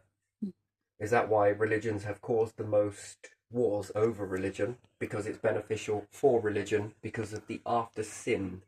You've created a sin, and then you need someone to sort of manage your sin. Yeah. And then that's good because the next generation are born into cell memory, and they remember the impression of what perhaps someone had you pass it on. You pass on that misery. It's fucking weird, man. It's a cycle breaker. You can break it. It's not impossible, but it's more difficult than just walking and learning how to ride a bike, I think. Shades of grey. You relapse. So yeah, it could be like riding a bike. Gets easier each time. But anyway, still, with this sort of, you pass it on, which can be quite beneficial for religion, can't it? To believe in something that is higher. Yeah. But you would have to shut out something that's higher and say that you can only learn what's higher through coming to me. As opposed to, it's already within you. If you want to get collected here, and we can put these ideas together and we can create something. I think the real reason of church in the beginning time were people that came together to do good for one another. And the communities and different things like that. It generally had a good heart, the idea of it. And then I don't know if it got kind of lost along the way, that it was sort of like only there. I'm not sure. You see, this is why I'm so on it and off it. I believe it, yes, but not in the way you do. No. It's not to say that I've studied every single one, because I haven't, but I'd have to in order to pick one, yes, but still the same thing is, I don't know. Some of it looks like it was more to do good, fishing, feeding, helping people understand it, and a group of like-minded individuals came together to sort of enhance that. A place for people like that to go. and focus in on developing the faith Mm-hmm. in these particular areas. But I think then it's sort of it might have got a little bit. It wouldn't be long before someone notices a pattern, because pattern is in behaviour, and behavioural patterns is that, every time we have a war, it's fucking good for our numbers here. Should we smite them? You get it, yeah? That's Mm-hmm. the way it is. And yeah, but no coordination here. There isn't, is there? What do you reckon if there was like a new elite empire start? What is new elite? Right, I've never seen Star Trek. I've only ever heard it from you, but the understanding of it sounds very good. What if that opened doors tomorrow, where they started signing people up, where they were given a fucking good uniform, a role, a purpose, training, all the stuff that they're going to need, and they come in on a plan of, we're going to start like this, build that, move to this, move to this, move to that, move to this, move to that. This safeguards you, this. You become the new pioneers, the new soldiers, the new...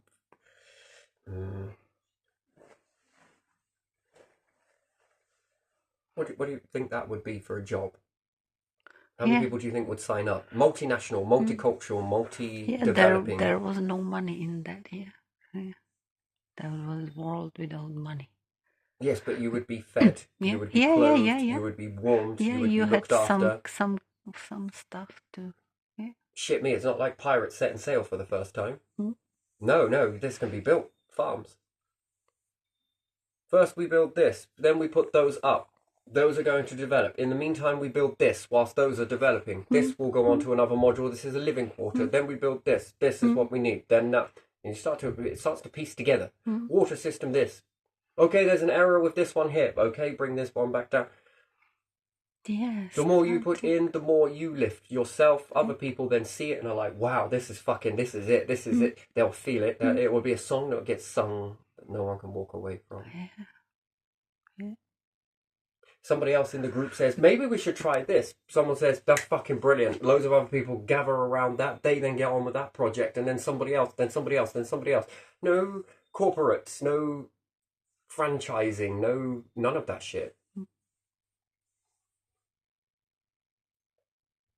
Everybody becoming independent. Yeah.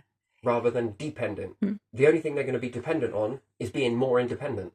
They're Yeah, depending on being independent. that story started with someone flying the warp engine for What the the first fuck is a time. warp engine? That's something that flies very, very fast, and it was some guy that everyone thought was crazy, and he just didn't want to do it because he didn't believe in him. And then first group of people from different planet came because they saw it, and then he did it, and then because they were more advanced, because obviously they traveled from different planet, they helped with the rest. But because they saw that there was this development to reach somewhere, really, It caught the attention of other it life caught forms. attention of other life forms that Which came. inevitably that would. Yeah, and they were called Vulcans, and they came from planet Vulcan. I don't know where is or was supposed to be planet Vulcan, probably not in this solar system, obviously. But that's how it kind of the story starts, and then first of those, I don't know how to call them, craft, or how do you call them? The crafts were built for travel really far, not rockets, but Geodes. yeah, those would be crafts. They didn't have geodes, at least not definitely at the beginning, and they started to travel. And then there was Starfleet developed, where people learn how to fly these things, and then there would be people who would have their small whatever, and people who would fly on these big crafts for the science purposes, or travel somewhere, or do something like that.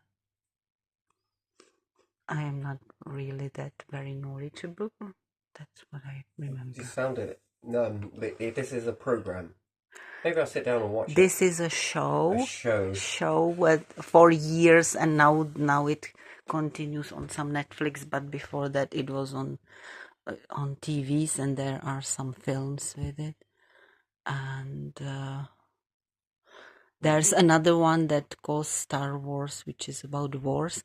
This one had some fighting in it as well. Yeah, that doesn't but interest me. it's not the main purpose of You the. see, that's when I Yeah, lose exactly. the interest, because Exactly. straight away That's it's not- gonna program people to believe that it's all about fighting. Yeah. So, can I ask you a question just really quickly off the bat? Don't mean to cut in. So, offense or defense? Okay, gonna ask you a question Yeah. and pick one. In space travel, what do you do? Which one do you do? OD, but oh dear. I don't know, defend yourself against some natural disasters that can happen, like flying something very quickly. Yeah, this is what the question that it boils down to is to. Or do you bombard defend, it? or do you bomb? Do you defend or bomb? And you see that this is a catch-22 sort of. This is a trick question, yes. Because what you should be, right? Because the universe is going to. You've got to understand, the universe is going to throw every fucking thing at you, everything at you, everything. So a wise person would understand that there wouldn't be this question wouldn't need to be asked. Yeah. Because if you've got to survive something like a black hole, the final black hole, whatever, you believe what you want. Yes, anyone can believe what they want. If that's not your way the universe is going to dwindle out, then that's your thing to square with. But you're going to understand that whatever you go in, it is got to stand up to the universe. Yeah.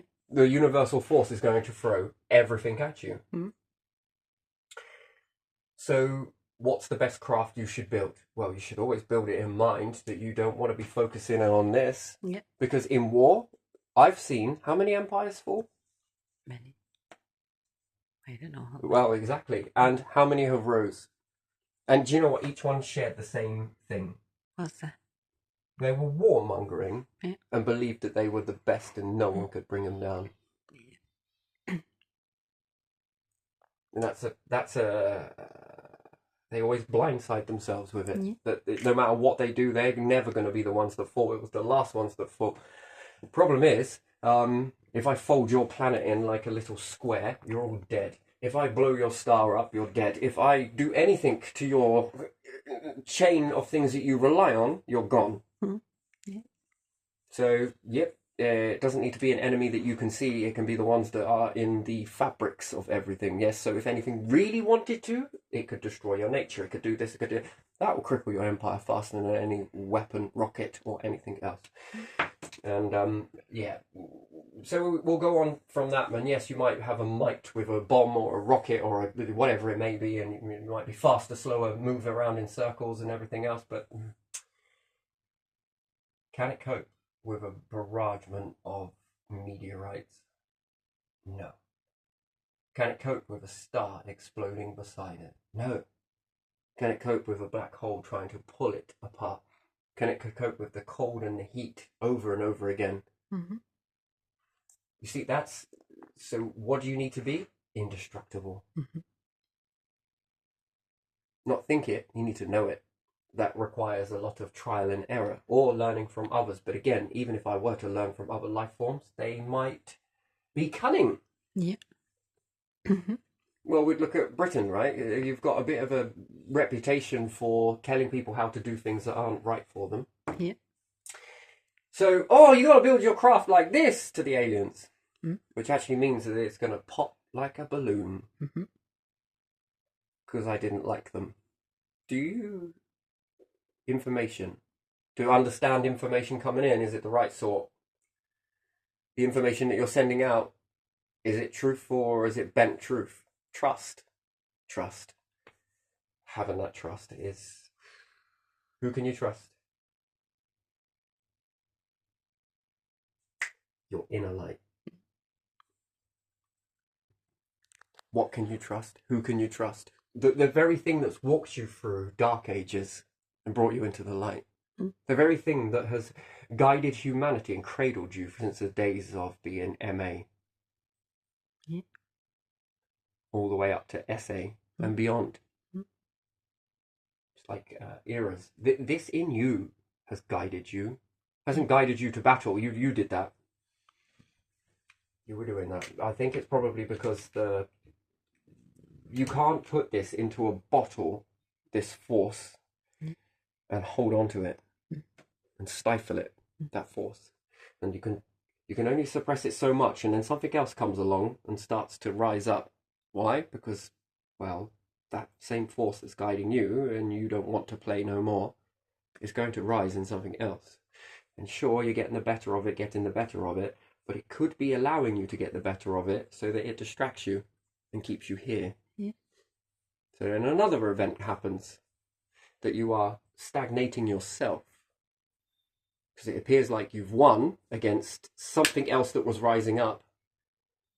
But this was just merely to distract you on your own planet with your own tactics so that it could rise something else up, somewhere else, unseen, unknown, untouched, unmolested, uncontrolled. Its will is always done. Always. And it only wants to work with the ones that really grow with it. It doesn't want to be captured. It doesn't want to be suppressed. It doesn't want to be... It wants to be unleashed. It's like denying it its right, which its right is to create through you, work through you, help you all. Not one, all. Not just life, not just humans, no, animals, nature. The fucking star itself. Take remnants of it with you. I mean, you may not be able to prolong the life of the star, but you can take its remnants. That's sentimental. That helps futures. You could take the earth with you as well, carve it into something beautiful. Don't we do this with trees? We take what it drops and carve it in. Bit morbid when we say bones.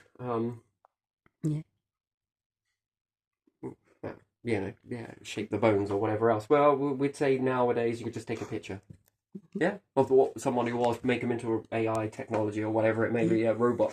Who's that? Well, that's my great-grandfather. Looks like my great-grandfather. It's not quite my great-grandfather, but it's the whole personality, minus the Alzheimer's, but it is my grandfather in robotic form. You sort of understand that, but we'd probably have it in different ways here. But still, this particular force is highly intelligent. It is. Why? Because it can guide you like a teacher, one of the best teachers ever, and it doesn't ask for anything in return other than you grow with it for whatever particular reason that is. So what we do is what we're having done to us. It's beautiful. Okay, I say us. It's wonderful.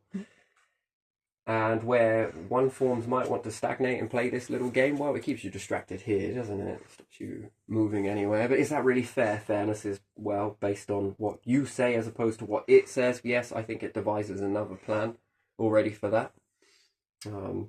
Not going to be easy, kind of waste its time. But still, when you take each chapter out and you go to Space Age, it took the Mute Age, it took the Hunter-Gathering Age, it took the Wood Age, the Glass Age, the Iron Age, Bronze Age, Steel Age, Stone Age.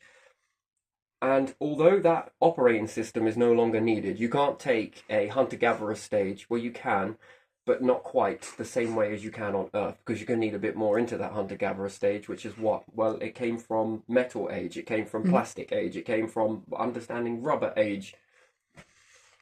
You need spacesuits. You're going to need this, you're going to need that, you're going to need life support systems, you're going to, you can't just take the hunter-gatherer stage and put it up there, but remnants of it, of that learning, come with you, because you couldn't get there without it. You couldn't just jump a chapter.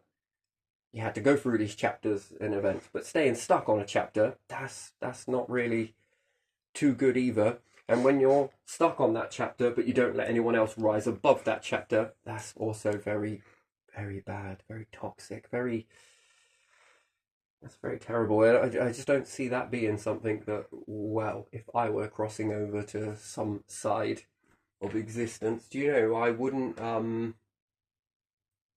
like to face anything higher than myself by being responsible for that. I think that would be quite something, I'd rather not exist. Fuck that, wouldn't you? Would you like to exist in that with all that knowing? and how many others have done it. I mean, that's a... Ooh, it all comes back. But yeah, I would prefer, not to exist. And I think for the integrity of everything else, that would probably not be a bad idea, wouldn't it? No hell, no devil, no... That's just how not to make a vessel. But yeah, so computers are a very fascinating thing. What you have on Earth is very small. You're never going to achieve big things by operating on the Earth. The junk is too minimal. You need more junk.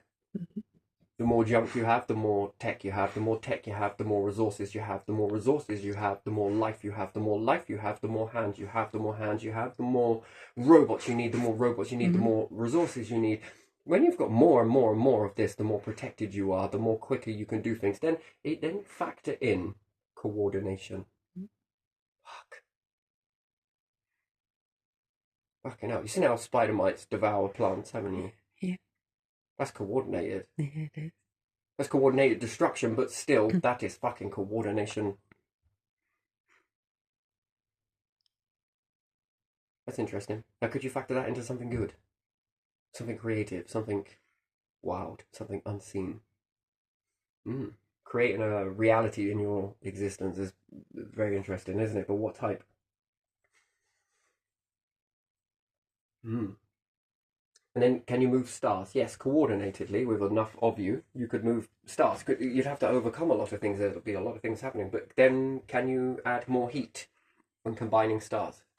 Can you utilize the sands to make lenses and case the star in darkness that you find from black holes, whatever, it doesn't matter, or be able to make refractive material that refract the light from the back that would have come out in the heat, and it bounces off of something, let's just say, for example, that goes into a lens. So let's say you have the star, and you have, like, let's say a series of lenses, who knows? And from the back of the star, you're able to capture it. The heat and light that comes out, you're able to bounce off of, let's say, I don't know, I wouldn't say mirrors, reflectors, but anyway, just keep it simple. Let's say you could take all of that and bounce it all off. So the heat that comes here bounces and always finds its way back through the lens, yes? And that beam that comes out of there is a constant beam, yes, from the star. Maybe I'll draw this in a different colour then. Yeah, I can't see it. Got the star? You see it? Let's say a lens. Lenses. And a point that the light's going to travel through. Let's say it's encased this star, and at the back of it, it's not perfect. It looks like a cone. But anyway, let's say if we were able to bounce the heat and light, energy, from the back, all of it is coming this direction. It's the only way it can go. Nice and hot beam.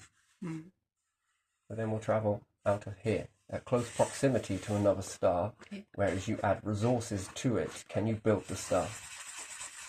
Give it more heat, and more pressure, more stability. Depends on how long you give it that heat and pressure. What does it do to iron?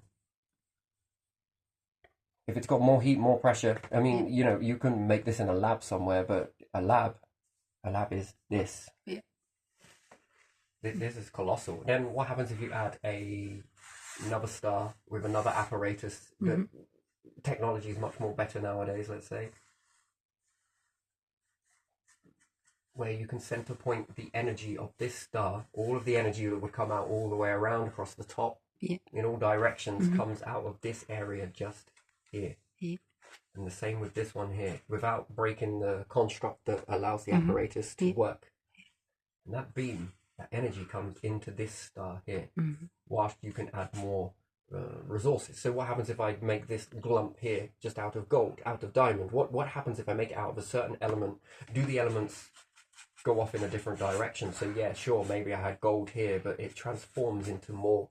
The more it cooks, the more hotter it gets. How do I change that? What happens if I add only certain ingredients? At the moment, stars, like the Earth, is not done via your choice. It's done by a operating that's running, yes, different stars, different compositions, running from point A to point B. If I've traveled this multiple times, I would expect life forms to be able to rather than having this type of stars, type A, type B, type C, type D. That's what we would call naturally forming stars, yes, in these categories. But if you come along, can you add different elements to them? Choose to take some out, add some certain stuff. Can you add more heat to it? So these ones are only going to get as cold as this and as hot as this based on this natural principle here, because it's only needed to really keep the constructs going that support life, which then support vessels, which then give this. It doesn't need to be perfect, it just needs to operate. That's at your standard ratio. The Earth is given to you at a standard ratio. It's going to get as hot as this, as cold as this, at this point with this many mineral content, this many rare earth objects. It's got this much mass versus this size. That's been given to you. You've evolved up on that. That's been given to you, made this way. But you as humans have independence, free choice, and free will to create another Earth that's different. So it's going to be this windy, it's going to be this sunny, it's going to receive this much light, it's going to have this much nature capability, this much human capability. When you exceed all of these limits, that's it, it's done, that's your limit. Then you reach a limit. You stay in your limit, then expect to keep life forms down, expect to take the ratio of light and keep it at that level and live with it. You know, the mass is going to change. The fixtures of the sun are going to change and influence. You've got weather to contend with. Whereas when you build your own, you don't have weather. Well, you have weather, but it's from your point of view, which, what would you say? Everyone comfortable around 25 to 30? Are people comfortable in this range? Well, that's going to be as hot as it will get, and as cold as it will get, and that will be as hot as it gets. What happens if you need more room? Can you make it bigger? So you are in control of mass. You're in control of heat. What about floods? Do you need to take care of floods? No. The flooding will be controlled at feeding nature, let's say. No. Feeding N, yes? So you can feed nature at a certain flood ratio. Will you lose your crops? Hopefully not. No, you won't, because you're in control of it. This is outside your control. These stars, outside your control. This is what's been given to you. You have the ability of being unmasked, limited to a degree. You're more unlimited than the factors of animals, let's say. There's other life forms. They're limited. You are less limited than they are. You've got more capabilities to do things about it. If you move with the times, you get to create more things. So you would look at life and say, if I took hunter-gatherers, they'll say there's nothing we can do about it. This is the way it is. But you know that that's not true. Why? Well, because one, I'm telling you it. I've never been told this myself. Well, not in the same way you are. But I'm now telling you this, right? Therefore, it's teaching. You're being taught. We're all being taught, yeah? That there's more. And perhaps scientists are on this somewhere else, and I've not seen it and not been privy, and I haven't had enough time to sit down and read it, digest it, and think about it, to be honest. But this is just coming through me, right? 1% of what you're getting. Anyway, and if you were to teach hunter-gatherers, would they then look at that as being possible? But they would need to know, I need to do X, I need to do Y, and I need to do Z, and I need to get coordinated in order to be able to do these things. So you would think that it's impossible, the universe is not allowing you to do this, and then other life forms that are doing this would know that there is possible to do all of this stuff. You can make an environment that is balanced. The reason why Earth is so disruptive and so windy, so breakable, catches fire, you lose things, floods, it's meant to, it's a design. It says to you, do you want it like this, or do you want it like this? You want it like this, then you show the guide that is in all of you, every single one of you. I'm ready. We are ready is a much more powerful statement. And rather than just saying it with your words first, but then your actions align to it, and you start creating this, which says, okay, it's definitely ready. I can do more with you now. Why? Because you are more open for me to do more with you. As a hunter-gatherer, it wanted you to get to space age. If it doesn't want you to stay at space age, it wants you to move on from there. Why? Because you have more capability for more programming. Yeah, it can do this all itself, but, you know, it's sharing its knowledge with you, and it's guiding you.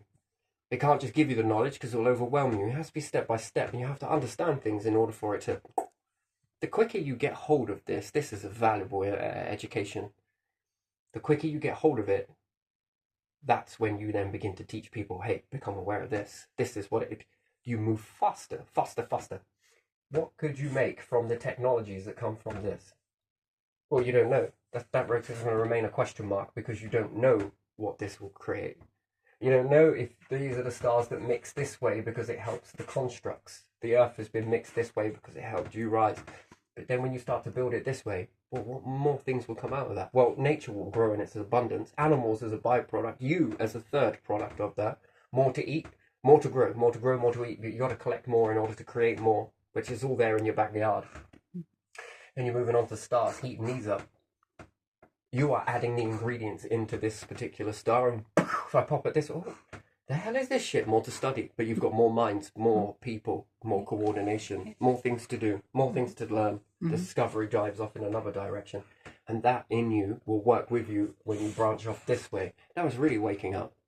It's only going to reveal to you what it is once you have reached a multi-dimensional mindset, which means that it can work with you in any process, in any direction, in multiple directions, whether it's new, whether it's known, whether it's this, whether it's you are translating, and then hopefully you get onto a ratio where you begin to teach it. Well, I don't know what happens after that. Shall we watch? Ah, okay, you did it like this. Look, let me whip this. Then you start to get on par with it. That's when you are really good. And then it makes more sense for you to go down and teach it. Past life forms, how to achieve this without being so scared. You try and teach this to a primitive life form, piece of bacteria. I don't think it's going to understand. You teach it to a primitive life form, and it's going to shit its circuits and start perhaps offering up sacrifices and shit to it. You know, it just for some reason it's just not there. It would overload the mind too much. But by then, you move with that fear. And you've transformed it into understanding. Understanding creates development. Development means then you're ready. You're showing you're ready by your actions, by your understanding, because you've got enough in the mind that's been evolved to understand whatever this is that's guiding you. The capacity to really understand that you're not there because you've got to develop from it. Whereas if you want to, but there you are. I think the planet, if it ever went to a vote, it would be a split. Actually, I don't think it would. I think the masses would want it. I think everybody wants it deep down, but I can't speak for everybody. I can only speak for myself and other people that I've spoke to on surface level, this stuff. And they really want it. They really, they visualize it like it's here now. And then kind of get a bit depressed because it's not afterwards. It's just me telling a tale. But anyway, and at the moment, you're in control. You're being controlled. You're controlled, but you don't have to be controlled. You can step out of that control ratio and be the ones that are in control. But together works better. The fundamental things. Everybody wants an environment. Do you know? I don't even need to ask people this.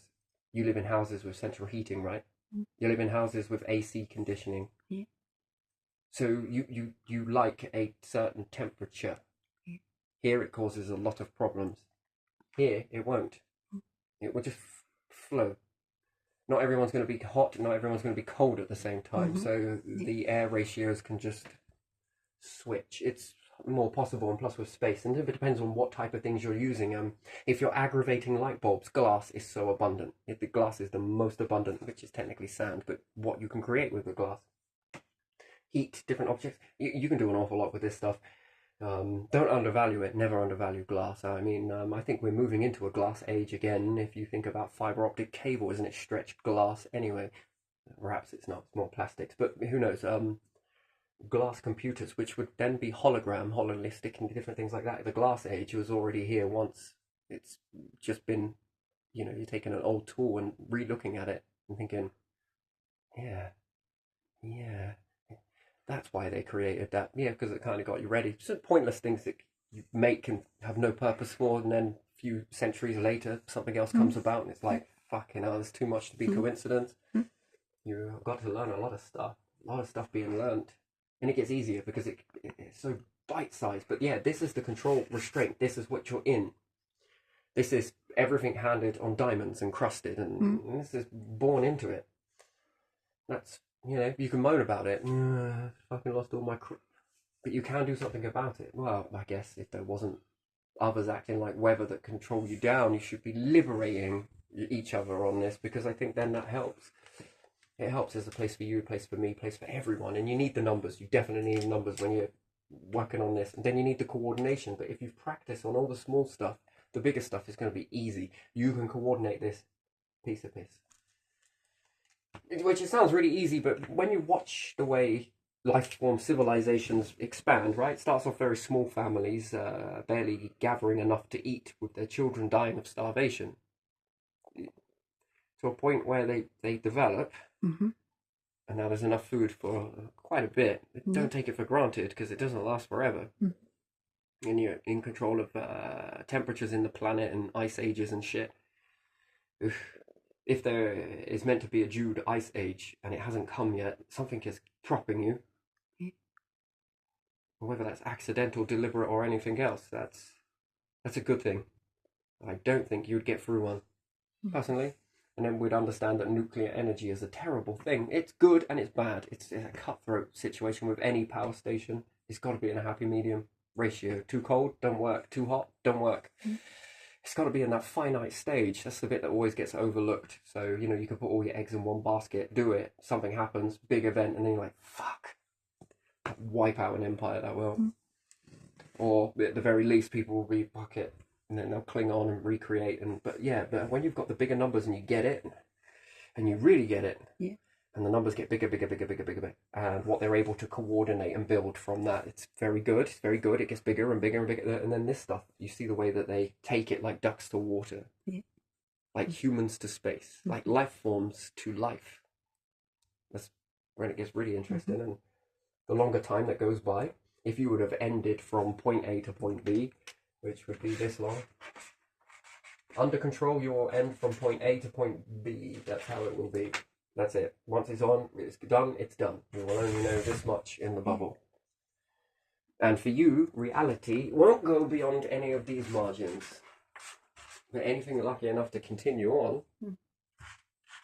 it would understand B as different. It would understand it as C, but it would still understand point A to B, because it would still be in that mindset. You would understand it as point A to B, but they moved on to C from your perspective. But to them, they're still from point A and keep going to point B. They don't know what the next stage is. Only when it ends do they understand it point A to point B. Anything looking, if it was able to look at that, would say, well, actually, this was point A, this is B, this is C, this was D, that they made it to. So only the ones really cataloguing you would understand how far each one made it. Do you understand that? You couldn't know that. You would only know that that's A to B, and nothing else would be outside that existence. But ask a human or a life form that only made it from here to here, what did you see? This, this, and this. Label the universe, this, this, and this. Okay, that's a good information, that's a good bit of memory, but it's not quite accurate. It's truthful from your perspective, but now I ask someone else, and they'll tell me something completely different. They'll probably confirm this bit, but see it as this. Then you would have to teach them again that this was point A for you, this was point B because something happened here, this is point C because something ended here but they didn't know about it, and you actually made it to point D, and the next one could be even further, and then beyond a piece of paper, beyond a piece of paper. The ones that hit it in a cycle, now that is interesting. Now they're operating at a different level. You're at a completely different level when you're cycling, because you are really moving in you are operating much like a force that is familiar, this one, and you are then creating something. This is very new, and then you're able to understand something that is very new. Now, if I were the power of this universe, I would look at beings that were able to make their own stars, make their own planets, and say, what happens if I give you a figure of 8? Do you think you could make these planets as standard, these stars as standard, and leave the life forms on there to run away with it? Well, why is that? Yeah, there's a chance they could make it better. Pride is going to be something that you must not take with you, because they're going to transform it, tweak it. But you're going to know this very well, and these stars very well, so you can guide them. Could you not guide them? Have I lost you? I have lost you, haven't I? Slightly. Okay, so at the moment you're in this confine with these stars, with these planets, yeah? if life forms make it beyond where they're making their own stars, their own habitat, then I would envision a universe very similar to this, but I would put my own pickles in there as well. I would create the stars as a mixture of A, B, C, D, E, F, and G. Because other life forms would be able to go, okay, we watched you build this, but we saw it as this. Okay, what did you see it as? Well, we saw it as this. Okay, we saw it as this. Okay, we saw it as this. We saw it as this. We saw it as this. Unity is a beautiful thing. They saw your life form building a stable platform as this. They saw it as this. They saw it as this. They saw it as this. They saw it as this. They saw it as this. They saw it as this. Computer, what did you see it as? This, this, this, this, this, this, this, this, this. Of course you did. Of course you did. And we will add all of these in different stages into a figure of 8 cycling. Then you create some more life forms to live on that. What are they going to do with that? Would they ever transcend it? Would they? And then make a mass of them into a cycle, followed by another cycle. Which one starts to generate the better life forms? Which one generates the bit more quicker ones to get there? Which one? Because to the soup, to the soup, to the soup, what do you then start to create? Well, biomes. And what are these biomes going to do with life forms? And why do you need so many life forms together? Well, get there and find out. You know, so yeah, but it's all about perspective. And this one's perspective versus this perspective versus this perspective. Overall, who's going to know the perspective? Well, whoever's gatekeeping this, I suppose, is the right word to use. Not a single planet with a single nation. That's too small. That's too small. But the freedom to do this stuff, play around with it. It doesn't care. It likes this, welcomes it, in fact, wants you there. But certain ways have to change, don't they? For all, everything. Could it be for better? I mean, it's not going to be without challenges, but I think that it would be the hell of a paradigm shift. And everybody fears it. Don't fear it. You don't need to fear it. Change is... It's always feared, isn't it? It is. It's fucking shit in the brain, isn't it? But if those filters are turned off, then what do you do with it? But uncontrolled fear, unchanneled fear, you've got to channel it into something. But if you don't have something to channel it into, then it becomes a mystery fear. That sort of, oh shit, let's stay in the soup. Swimming. But yeah, no, this bit I love. By the way, the stars, the creating different stars, and even if it actually happens, and let's say that we don't transcend anywhere, we keep with the control stuff. Just the thought alone of what's already been built. I'm not getting big-headed, but this has been a thought for a while. I've run away with this a lot more than what I've actually put onto here. I've actually gone beyond with other life forms. This is weird, right? And I've run away with others. Left this in a sim. There's loads of room in the mind, so it's already gone a lot more than this. So it gets exciting, though. Do you not like that? And the possibilities are endless because each one changes because they're never happy with what they were given. So you could have been given something that others had already had and built, but because you see it not complete in your way, you change it, which would be your own habitat, wouldn't it? Yeah. Do you because you were in it, you take it for granted, which you're meant to. You're meant to do that, and then you begin to build your own overall. And then if I was to give that and wipe your minds and give that back to you as the beginning, if animals are on that type of a process, you would grow to say that it was everything. You'd give it a name. You'd call it probably terror.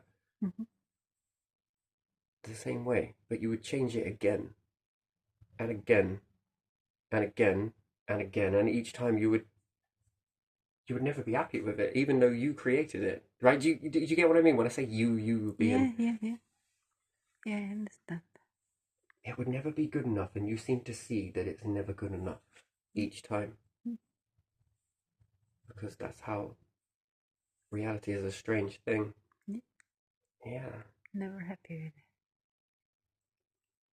Progression. Right. Let's wind this one down, and it's not because I want to, because I could go on about this for the next 10 hours and probably walk you all forwards. But yeah, I enjoy this. This is fascinating. I think people get a little bit fearful of it. Don't fear it. It's not fearful. It's why it's there. For you to expand. I don't think it makes you any better or any worse, because I think it rattles around in all of you. Just perhaps not said in the same way. We all got our own ways of interpreting it. And just by presenting this alone, and if someone else sees it, they'll change it, and then somebody else will add into it. That's creation. That's beautiful. That is, yeah. Put your pennies into it. Yeah, that's transform it, mold it. That's what we're all here to do, isn't it? Yeah. Wow, just for fun. Mm-hmm. Could you imagine making loads of handprints of every person that ever lived and sticking it into the outside of your shell? Anyone ever existed, just handprints in it. Shit me, that would be a hell of a thing. But you really probably couldn't do it here on Earth, but you could do it in space, couldn't you? Just let that fucking thing wander off. Yeah. Just start sending all these hands. Could you ever imagine if it came to alien life forms that ever saw that? I don't like the word alien, but life form came across this fucking hand patchwork fucking strange rock flying by. Hey, what the fuck? If they didn't have hands like yours, they wouldn't know what they were. Yeah, they wouldn't understand. It's a natural formation. Anyway, but yeah, that's just a funny one. Right, I'm going to leave it here. Yeah, this one I'm going to try and snap out of this now.